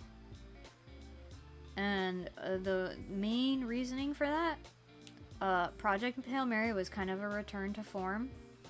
It's all practical effects. It feels like the writing of old media. It feels very classic. Like they did what us old heads were asking for, and they gave us something that was what we actually wanted. And then Iron Lung, it's just like a YouTuber making something happen. Like, that was incredible. Like, for the small project that it was, the fact that it was able to be as good as it was just fantastic and inspiring. And I hope it'll inspire other, like, small teams to also make their own films and get their own things in theaters. Because that was pretty cool. Was the movie perfect in every way? No. I could definitely tell you critique of how it could have been better. But, like, I can't complain about any quote-unquote issues with it, with, like, how small of a team it was and how good they did with what they had. That was just cool. That was something that he pulled off. And it was pretty good. I enjoyed it. I liked the added lore, because, you know, it's a game plot, but they added to it. I thought it was pretty cool. It's got, like, eldritch horror vibes, and I thought that was pretty epic. And I thought some of Markiplier's acting was fantastic. Like, in the beginning, I was kind of like, eh. But then by the end, I thought he did an amazing job. Like, those late scenes I thought were really good.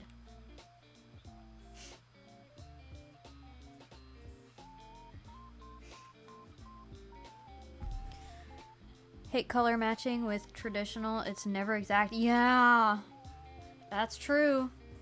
I'm cheating technically with this digital because I'm literally color picking from my reference. It makes it so much easier. With traditional, you kind of gotta work with what you got.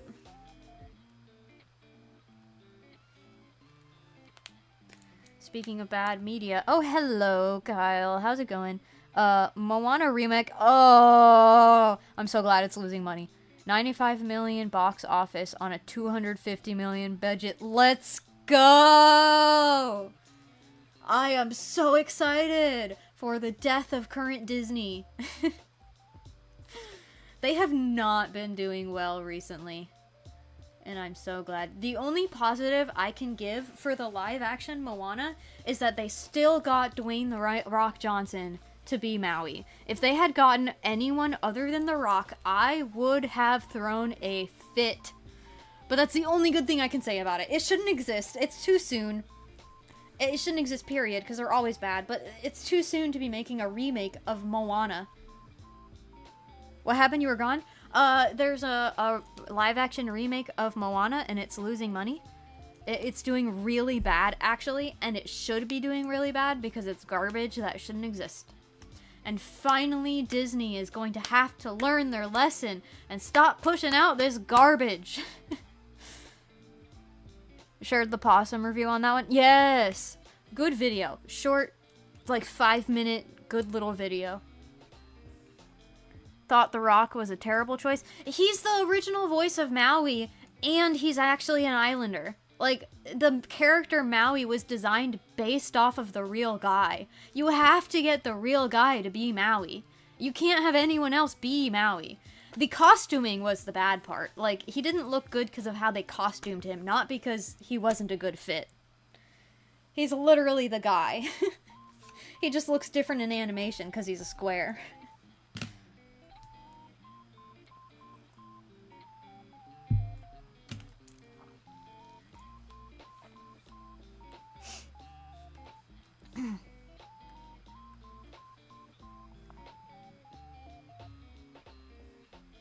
As I just said, Maui is The Rock. He was designed based on The Rock. He looks different because he's a cartoon. You can't get a better guy to be Maui than the guy that they made Maui to be. Yeah. We need a new studio for animation. Yeah, we need a new studio for animation. We need people to go back to traditional drawn animation and make us real animation. Old ones losing to money and profit, no magic. Yeah. For real. We really need real animators to get back in studios and really animate. I don't know if you guys have seen the short film that, I forget his name, but an old Disney animator who's since left created. Was it end of last year? Was it? I think it was last year. But it was like a short film about a polar bear, and it was traditionally drawn, and it was pretty epic because he did it like all by himself, and it was a several year project. There were things I didn't love about it, but for the most part, it was like a beautifully animated piece. My only real complaint of the animation was that he did it digitally instead of drawn, which I understand. You know, it was a one-man project. It was going to take him a long time regardless of how he did it, and digital is the easiest way to do it, because, you know, animating's hard. It takes a long time, and traditionally drawn animation is harder and more time-consuming than digital animation. So with his situation, digital was just the easiest way to go. However, I was really hoping it was traditionally drawn. Because it's using the old Disney techniques and style and all that. It's just digital rather than traditional. But I really want to see a return to traditional animation. We just don't have anyone in studios who knows how to do it anymore. And they're not going to put in the money and effort to do it. Because they want to push out things really cheaply and make money off of it. We need another live-action Ariel. We do not. The live-action Ariel movie is really bad. But we don't need another one because these movies have no business being made into live-action to begin with. They always are bad. They're always bad. They always look bad. They always change things in a bad way. We don't need another one, please.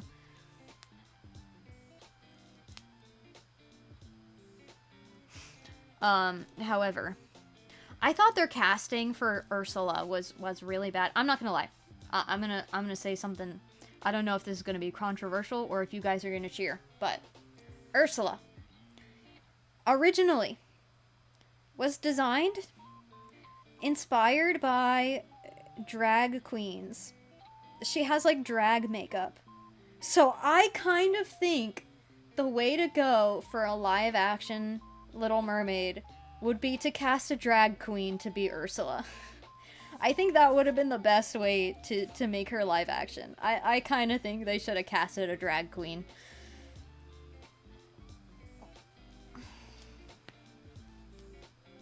I think they'd be too scared to, because then they'd be representing a drag queen as the villain, but like, let a drag queen be a cunty villain.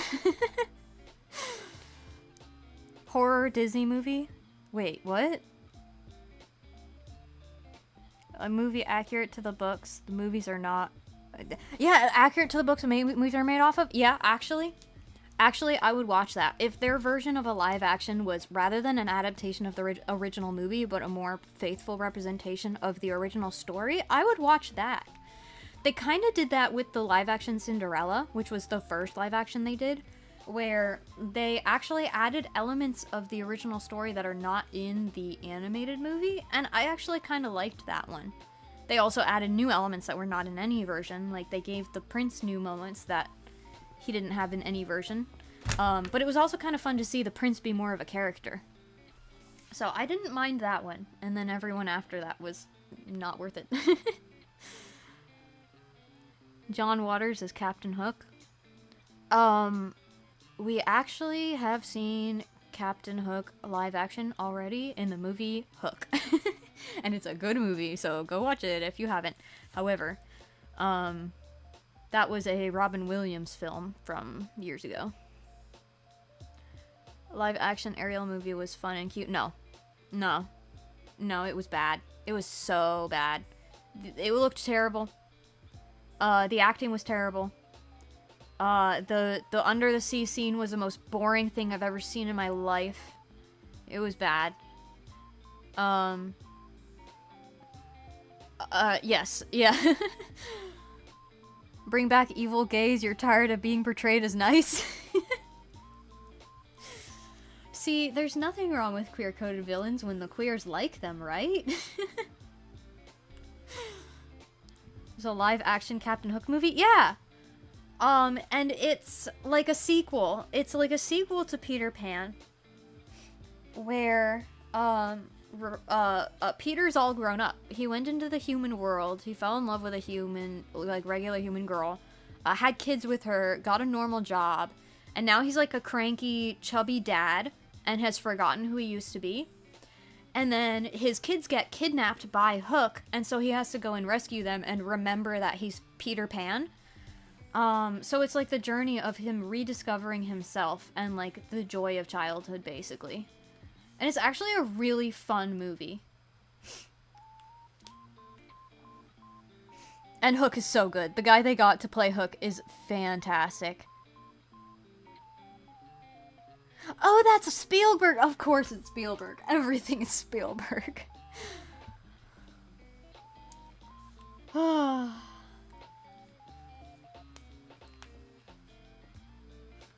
Okay, now I'm going to cheat with the lighting situation here.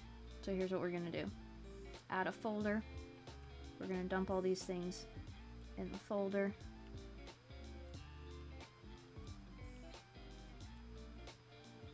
Okay, that's all the colors. Yeah, that's all his colors. Okay, so now we're gonna add a layer above the folder. We're gonna lock it onto the folder. And we're going to add a multiply? Maybe multiply layer. Let's start with like this, and we're probably gonna have to lighten this up. Yeah. Do that, and then lower the opacity.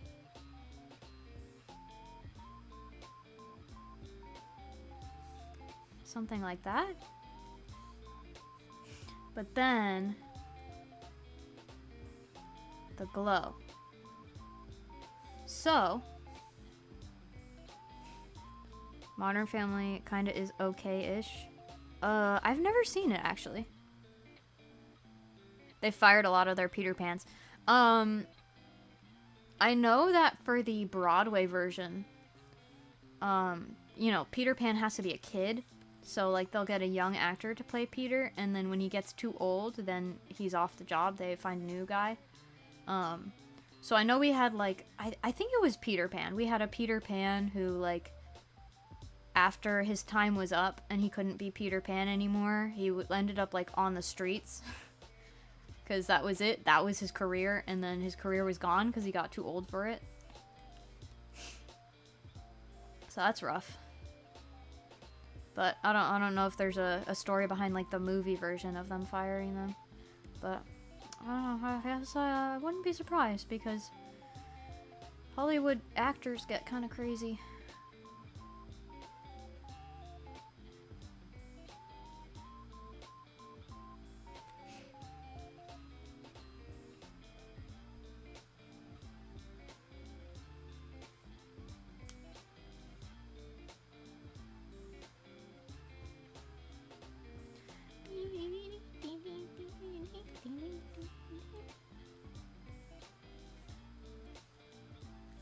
Okay, all his, well, actually his horns too. His horns also glow. Been a long time since you've seen it, but heard that in Hook, Peter worked in mergers and acquisitions meant as a metaphor for corporate pirate. You know? That makes sense. It's kind of making a statement about how he and Hook are not so different, because Hook literally represents cranky adults who don't let kids have their fun. And he represents what Peter Pan doesn't want to be. And so that makes so much sense that when Peter has lost himself, he becomes just like Hook, but in the real world. That's clever. Also, hello, Fluffy Evie. Welcome. We are drawing a dragon right now. We're close to finishing. He's got some shiny, glowy horns and stuff, so we're doing that right now. And then we'll add a little bit more of a glow effect and maybe a little bit of a very basic shading. At least on like the grass, we'll do like a little bit of a vignette where the glow is hitting. And then I think we'll be about done with this one. How long have I been streaming? 2.5 hours-ish? Not bad.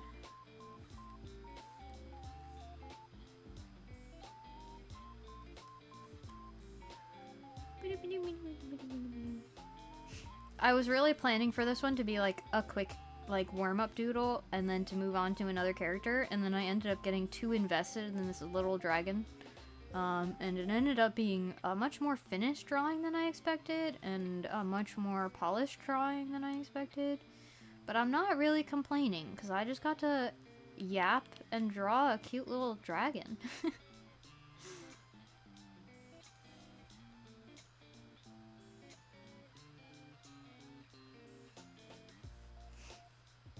And I am making my back hurt by shrimping. Oops. I swear I do this every time. I need to get a better setup where I can like lean back in my chair so that I'm not like curling forward. Right now I do not have a good setup for this. So I'm sitting on like the edge of a couch with no back behind me, like shrimping forward towards my computer because I have a problem.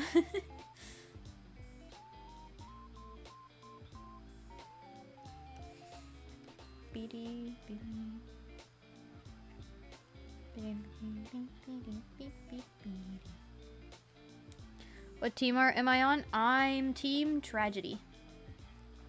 I could actually share my Artfight. I did share the link last stream, and then I forgot to add it in chat this stream.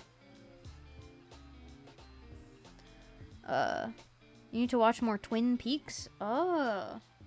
I have not watched that.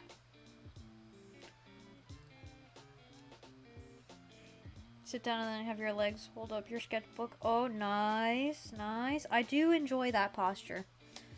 I can't do that right now for stream, but I do like to do that with sketchbooks for sure. My current sketchbook is also hard to do that with because it's like a weird long shape and it's also falling apart. But I need to finish it and get a better sketchbook. Actually, I have a sketchbook to replace it once I fill it, but I gotta fill it first.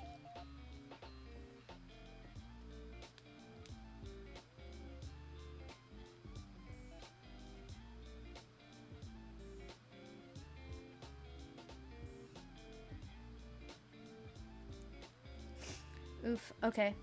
I made the mistake of reading all my phone messages. I actually just meant to pull up Artfight. I got distracted. I'm sorry. I get too easily distracted. Okay. Profile.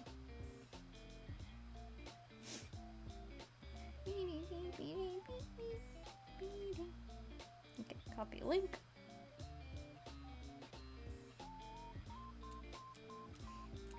Oh, where's the end of chat? There's the end of chat. You put your legs on the window? Oh. Biggest sketchbook is half your desk size. Nice. I also have a really big sketchbook that I was using to draw maps for Dungeons & Dragons, and I never finished my map design, unfortunately. Anyway, I just sent my Artfight channel or account in chat for anyone who wants it. I'll go ahead and pin it. I had it pinned in my last stream, but again, I forgot to do it this stream. And thank you, Fluffy Evie. I'm glad you like it. Why am I not selecting this thing? Hello? There we go. Pin message. Sometimes YouTube is a pain on phone. I have my my chat on phone, so I can have my stream on computer, because I only have one monitor.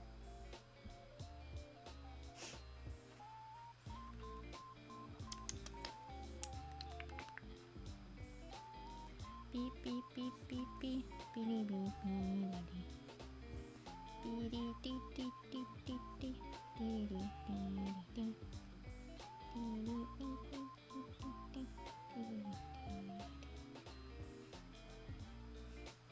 I have to get back to all my shows that I was watching before. I have like not gone back to anything that I had been watching.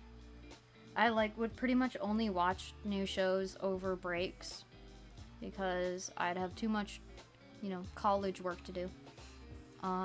And so I would like, you know, have breaks in between watching shows, and then after last semester, I like completely forgot shows were even an option, I guess. Just have not been watching them. I don't know why. I feel like my brain needed a break from everything. It was like, last full semester, done. Now we can continue to not think about or do anything. Ever again. Let's see. I want a glow layer. How exactly do I want to do this? Let's do this under the color layer, maybe? Do like...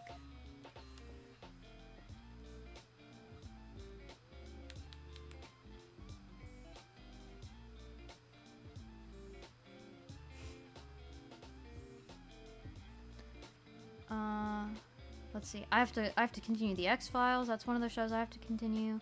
Dragon looks great, thanks.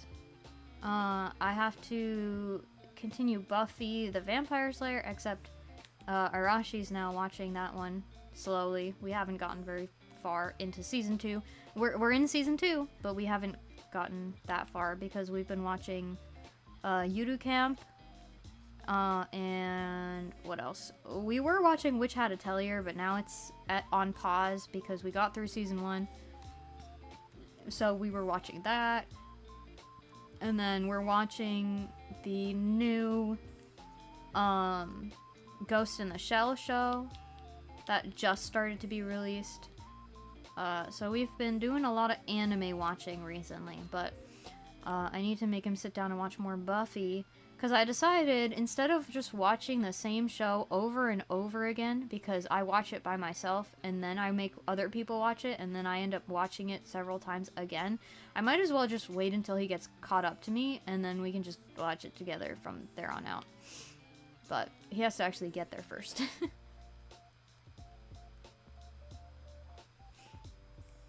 Gotta start watching... SAC? What is SAC? I'm not good at initials. There are so many things that initials could stand for.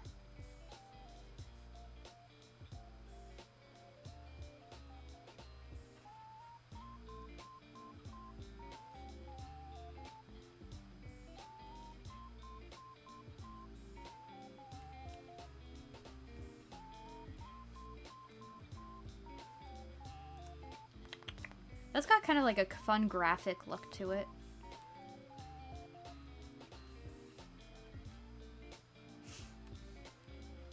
I am gonna do, I think, a little bit on top of here just for these ones, so they're not totally left out.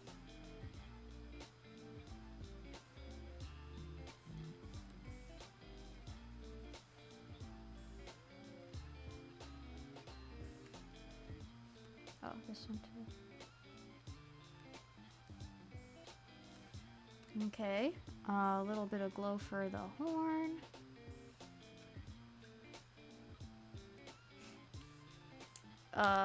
Made in Abyss. I've already started Made in Abyss. I haven't gotten far, but I have watched part of it.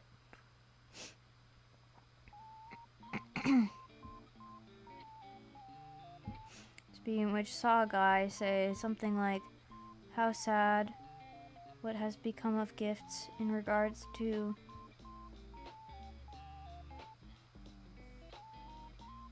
What? I mean, yeah. Nobody's read the original source material, it seems.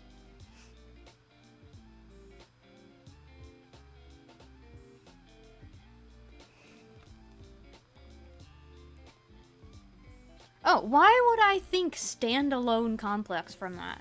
You didn't say you were talking about Ghost in the Shell. Why would I automatically just know you're talking about one of the Ghost in the Shell shows? Or series, I guess. I don't remember if it's a show or movies. Second attack done, let's go!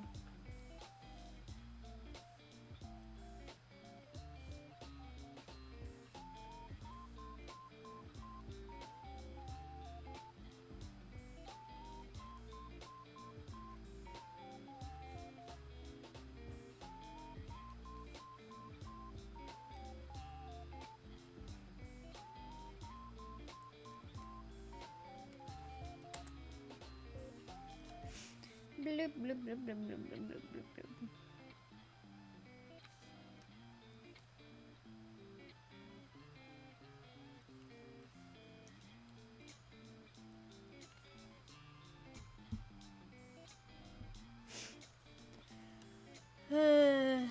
Okay. Glow complete. Now I want to come down to this grass.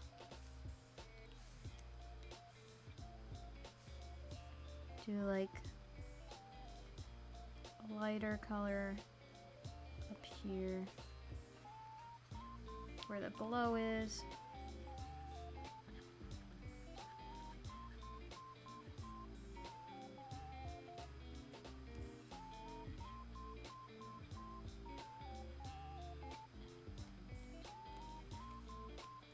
And then we'll do like a little bit of a shadow. That's not a little bit.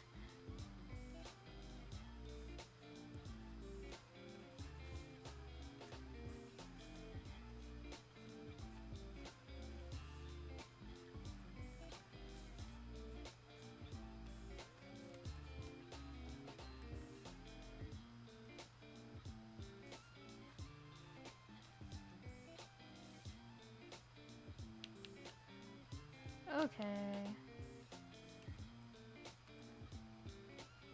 I think that works. But now I wanna change the color of these ones in the back. They look different now with that. Let's see what color this is. Yeah, make these more purple. There we go.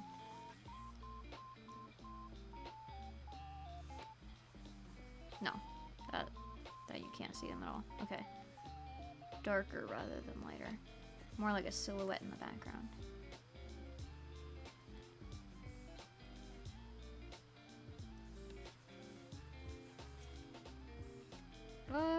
I want something in between those two.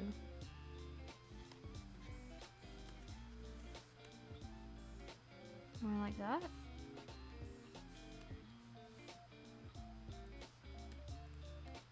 God, I don't know.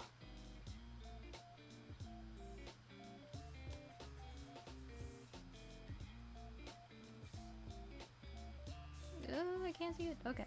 I think that works. Good enough.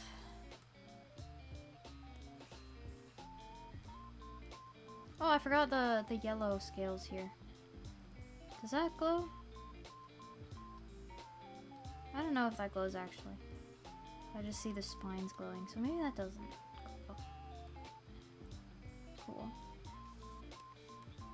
We're good then. Strawberry needs to watch Ghost in the Shell. Yeah, that scene was interesting.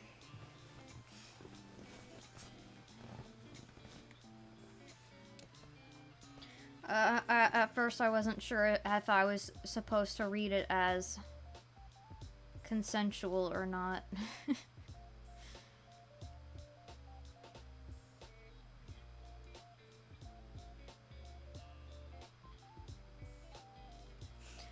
Okay.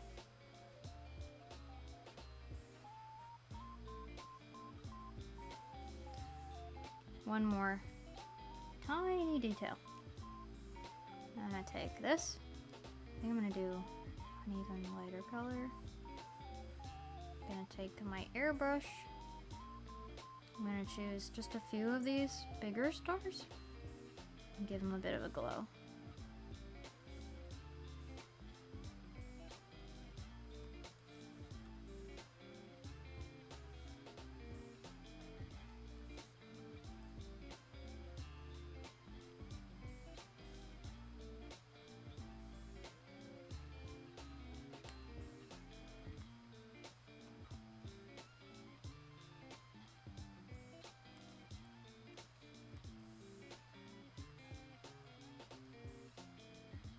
Oh wait, I don't want that. That's too small.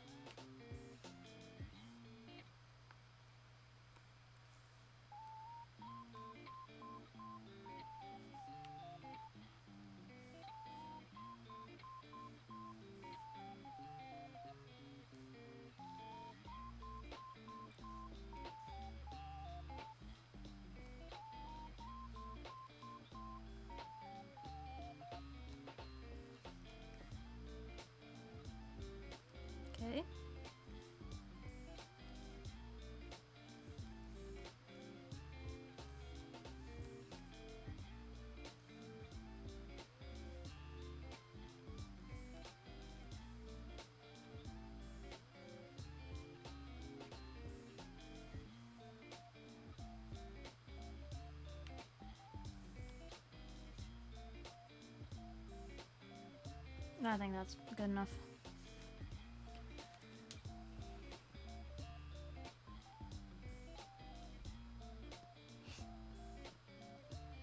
But it's Twin Peaks, like 1.5 hours per episode. Ugh. I feel that complaint. I feel like shows are getting like that more and more in recent years, and it's annoying. Because when I want a show, I want something like shorter and easier to get through. If I want something long and complex and time consuming, then I'll watch a movie. I don't really get it. As we've pretty much switched to like mostly streaming services, everything's gotten longer.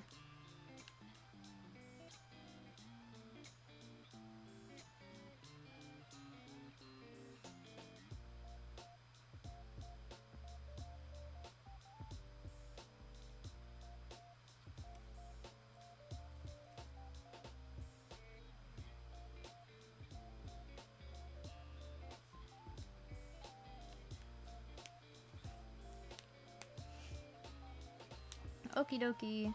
I think I should add like a few little tiny highlights, like the light is reflecting off his scales.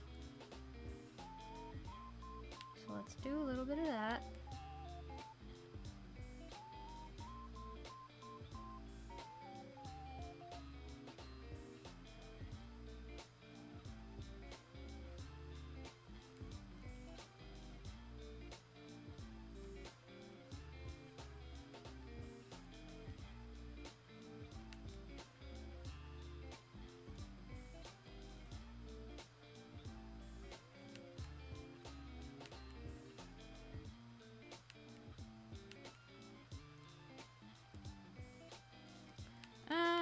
I don't like it being a big strip. It makes it feel more like hair. So let's do like more like a doot. Like there's a little scale there that's getting a highlight. Yeah, I like that better.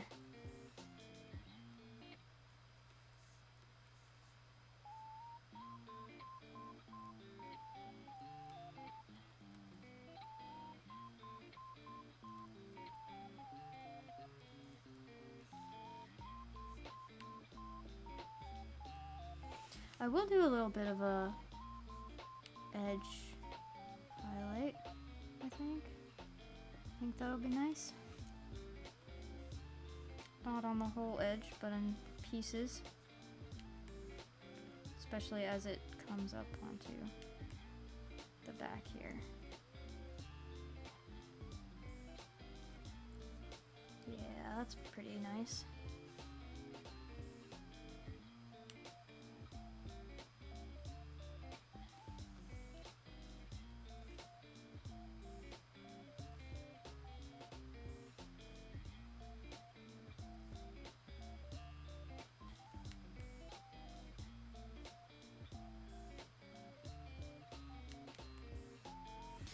Alright, let's see what I've missed.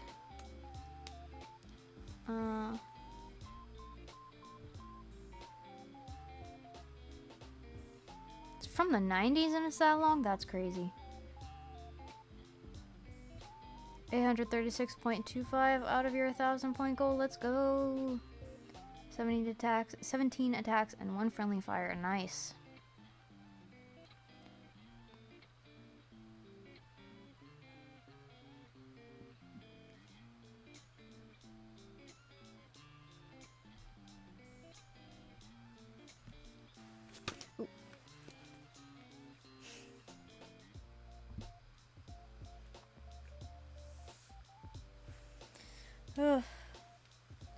I think I might do some traditional art attacks off stream, because I have never done traditional art for Artfight before. I've always done digital, but if I do like traditional sketches, I can get that done a lot faster and then do more. So I'm kind of thinking to get more Artfight attacks done, I might do some little traditional sketches for people. Because I want to do more, you know? Like, it's already halfway through the month. I'm busy at the end of the month. I'm not going to get a ton of them done. I've done 2 so far. This is my 3rd. But I'd like to do more than that. I think last year I only did 2 or 3, and I'd like to at least do more than last year.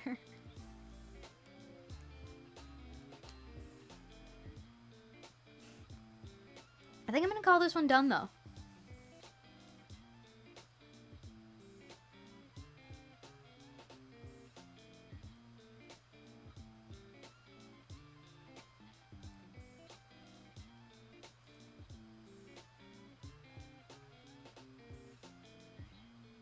Yeah, I think I'm gonna call it done.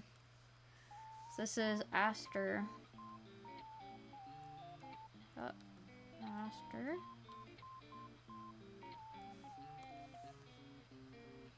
Save it real quick. Aster for Kitty. Save. There we go. Finished. Looks cute, thanks. Is a job tiring? Oh yeah. Jobs are tough, but they pay the bills. It's nice to have money. I am currently also in jobless land, but I am like between college and work right now. I'm job hunting. I have had jobs in the past. It's a fact of life. It's not anything anyone wants to do, it's just something everyone has to do. But there are jobs that are more tiring or less tiring, jobs that are more or less fun, so it's like a matter of finding a workplace that you don't mind working in.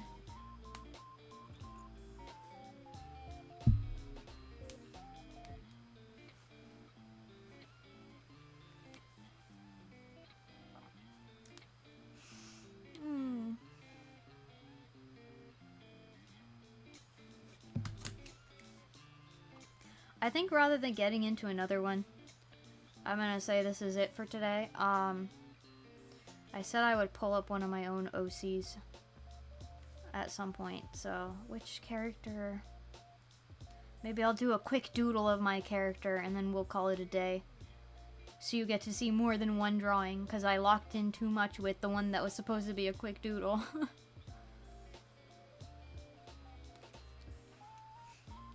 Saving up money for the property you want in the future. Oh, awesome. Yeah, good for you. Owning property is pretty awesome. Gotta go. Okay, thanks for being here. Bye-bye. It was fun chatting.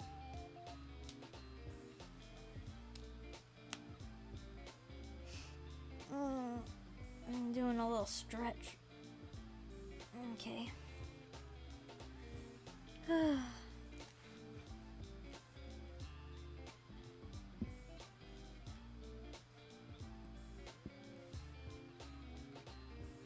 I think I want to do a little doodle of this guy.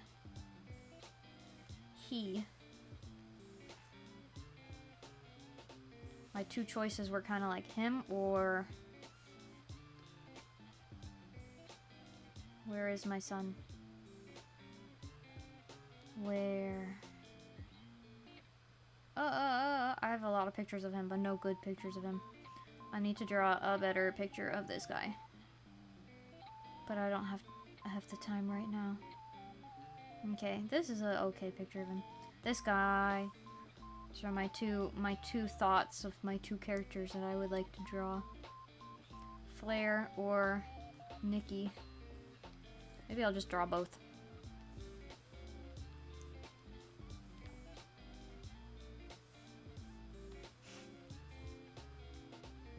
I've actually never drawn these 2 interacting. I've drawn Flair interacting with like everyone else in the band that he's in, but I haven't drawn these 2 interacting.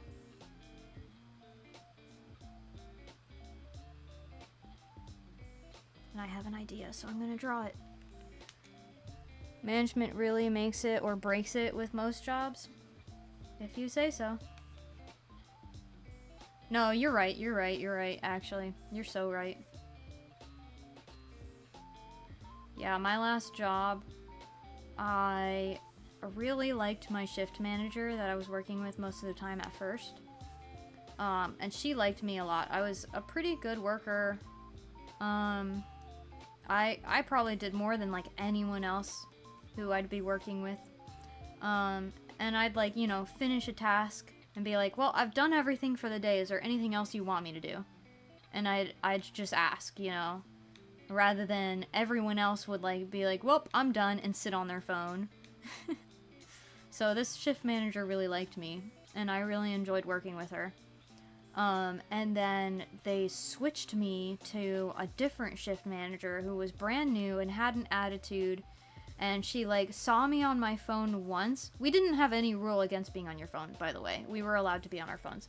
But she saw me on my phone like once and then just assumed that I was on it all the time and would constantly like give me a problem anytime she saw my phone out. She'd be like, yeah, I need you to stop being on your phone and do your job, kind of a thing. And literally at some point she started being like, at the beginning of my shift, being like, please don't be on your phone today.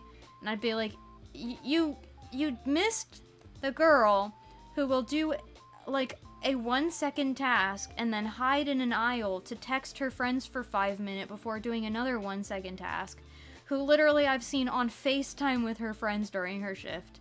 And instead you've decided to target me, who like actually gets my work done. So I stopped actually putting in effort, and I stopped being a good employee at that point. Because I was like, what's even the point? Why would I bother like putting in a lot of effort for these people if they are gonna treat me like that? So yeah, it really, management makes such a big difference. Scrolled through Twitter, saw some art, said to yourself, huh, this looks like a Mia character? MIA character? It was? What is MIA? What is Mia? What are we talking about? I don't know things.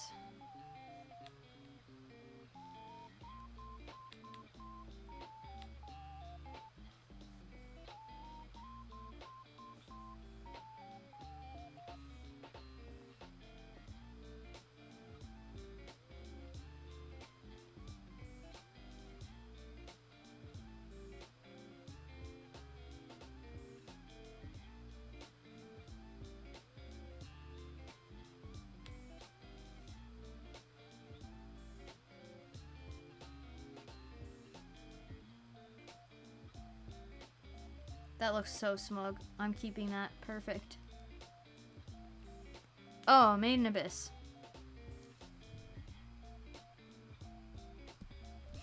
I can't do acronyms or whatever the heck you call those, because there are so many things that have the same ones. A lot of things have the same initials, so I can't tell what anyone's talking about based on the initials.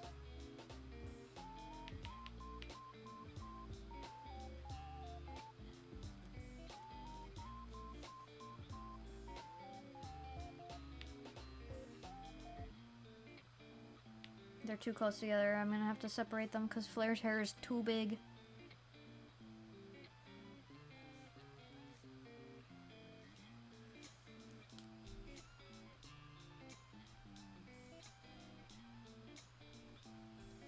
Right. I really did not like that manager.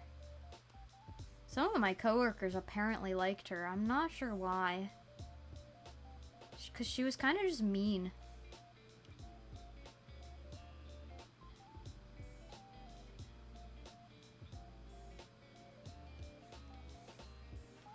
It was also frustrating, I think, because she was significantly younger than me. Because this was at like a like mall location that hired a lot of like teenagers. So this manager was like maybe 18, something like that. 18, 19, I don't even remember, but like young. And then I was sitting here like, I'm in my mid-20s and you think you know more than me and can boss me around. So it was a little frustrating.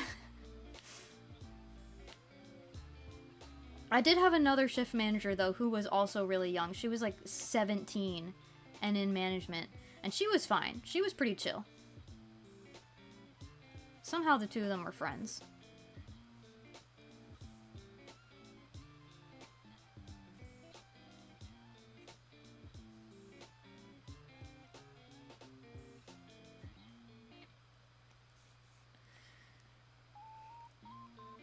Made in Abyss? Where?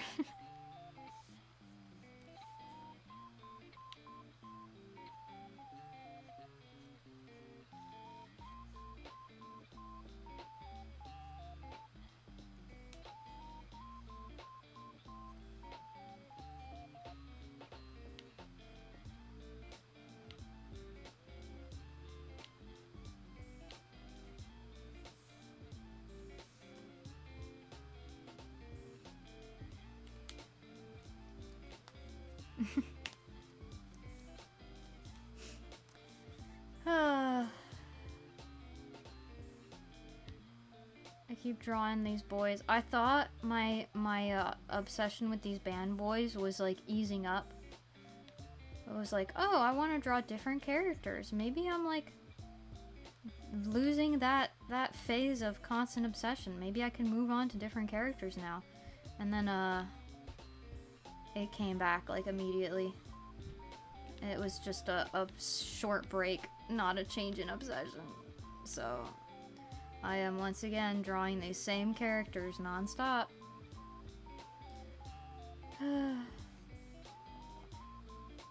Might be one of my longer running OC obsessions, because I go through like phases of just which character I draw the most. It's not like I stop caring about OCs, but it's like right now all I want to draw is this character, and then in the next month it's going to be this character, and then next month it'll be this group of characters, and then I'll loop around to the first character. It kind of goes like that.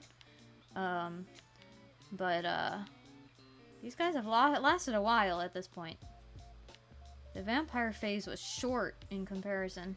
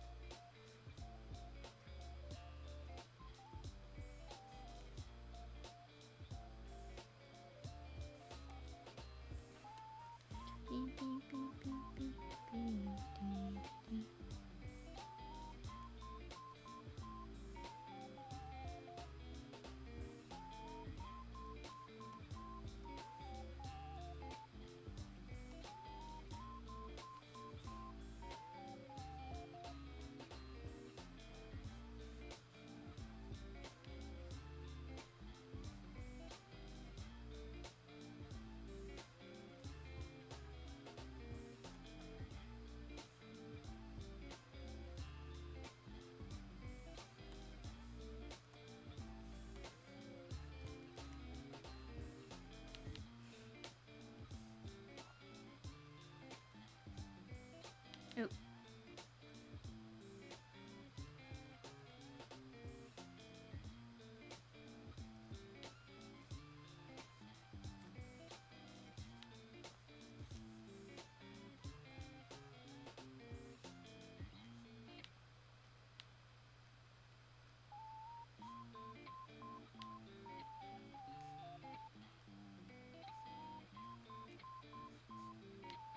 Yeah.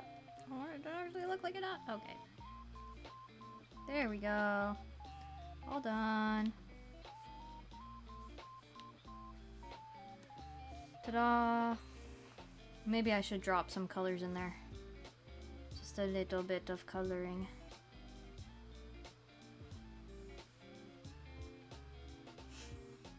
I am being especially lazy with this one, because this isn't like a rough sketch. No finalization. I should actually pull up his reference to get his colors properly. There you are. Cheeb.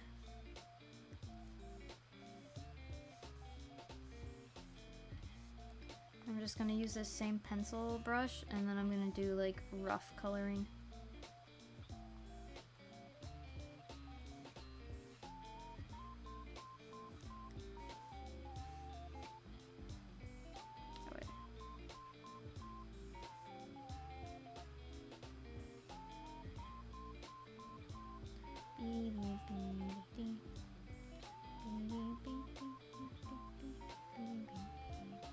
I don't remember why I started thinking about Flare again, because I definitely was drawing him.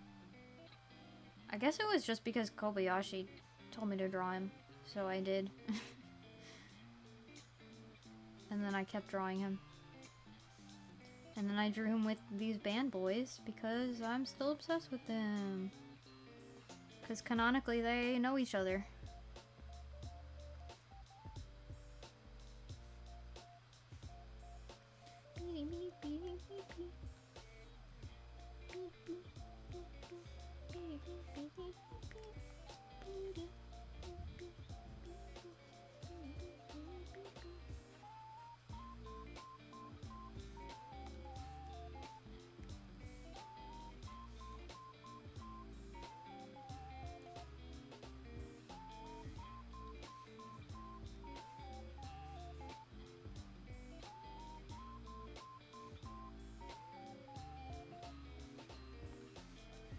What's the inside of his ears? They're like this brown color. There we go. Then his like blonde color for his floof.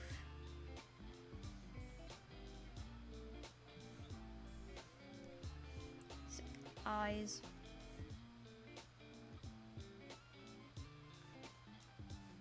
Do I have like a cheek color? Oh, that's not really dark enough. I'll darken that. That's good enough. Now this guy. Where's his? There you are.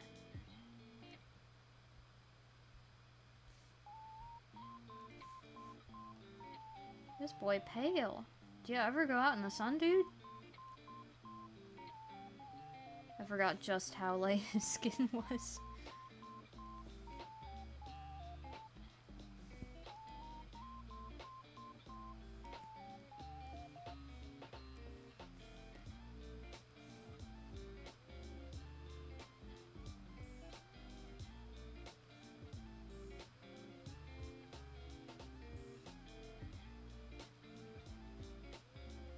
Wait, how does his ears work? 10 on the inside. Okay. Sometimes I forget, because they're all based on animals, obviously. So, he's a Shiba Inu, but specifically, like, the black fur variation.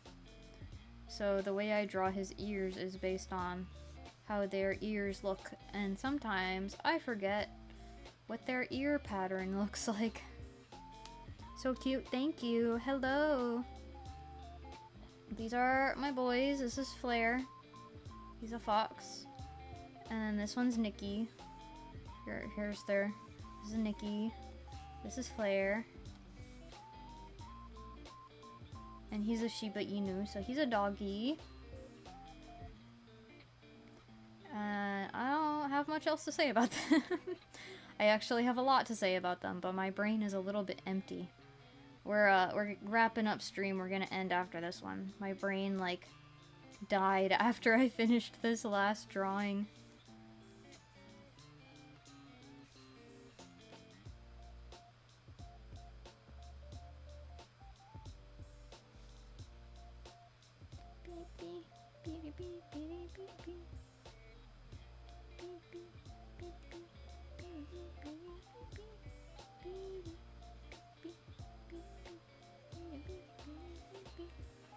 Also subbed on YouTube. Thank you. I'm glad you like it. Let's go with the gray for his shirt. Let's do black for the one underneath and then gray for the one on top. I always draw him in something different. Like, most of my characters have their default outfit. That's what I typically draw them in unless I feel like mixing things up. Or when I just don't want to think about what they're wearing. Nikki doesn't really have one default outfit. I draw him in something slightly different every time. He just has some consistent themes, like I like to give him a ripped up shirt, or something that looks kind of DIY. Like, these pants have doodles on them. He's got some, like, you know, buckles and pins and things like that I like to add. But he's not, he's oftentimes not wearing the same thing. But that's pretty fitting for his character. Like Flair here, he wears the same thing every day because he always wears this leather jacket. Because this is his leather jacket. It's the jacket he wears every day. Doesn't matter the weather, he will always be wearing the same thing. But then Nikki it's much more fashion oriented, so it makes more sense he would have more varied outfits versus Boy, who puts on the same thing every day.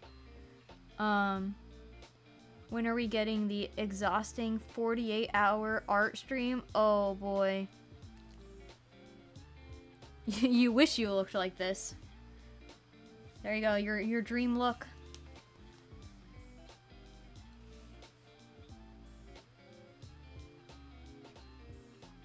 Not gonna lie, I wish I looked like this too. He's adorable.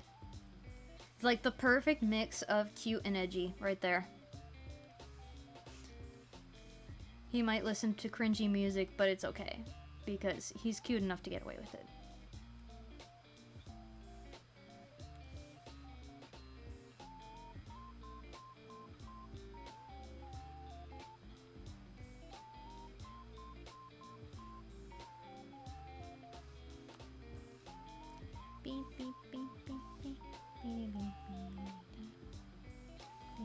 I need to actually make like a proper reference sheet for Nikki with like swatches for his colors and everything, because at the moment this is the closest I have. I like drew this to finalize his design, like solidify the colors and everything, and then I went, okay, there's that, and then never drew a like finished digital piece of him ever again. So I need to fix that. I need to make him a ref sheet. I usually just, like, doodle him in my sketchbook. He's very fun to doodle, though. He's got fun, fooshy hair. There we go. There they are. They both have green eyes. I didn't even notice this. Both my boys here, they got the same color eyes. Flair's are a little more yellowy, but very similar. Anyway, there's that. I'm gonna go ahead and wrap up stream.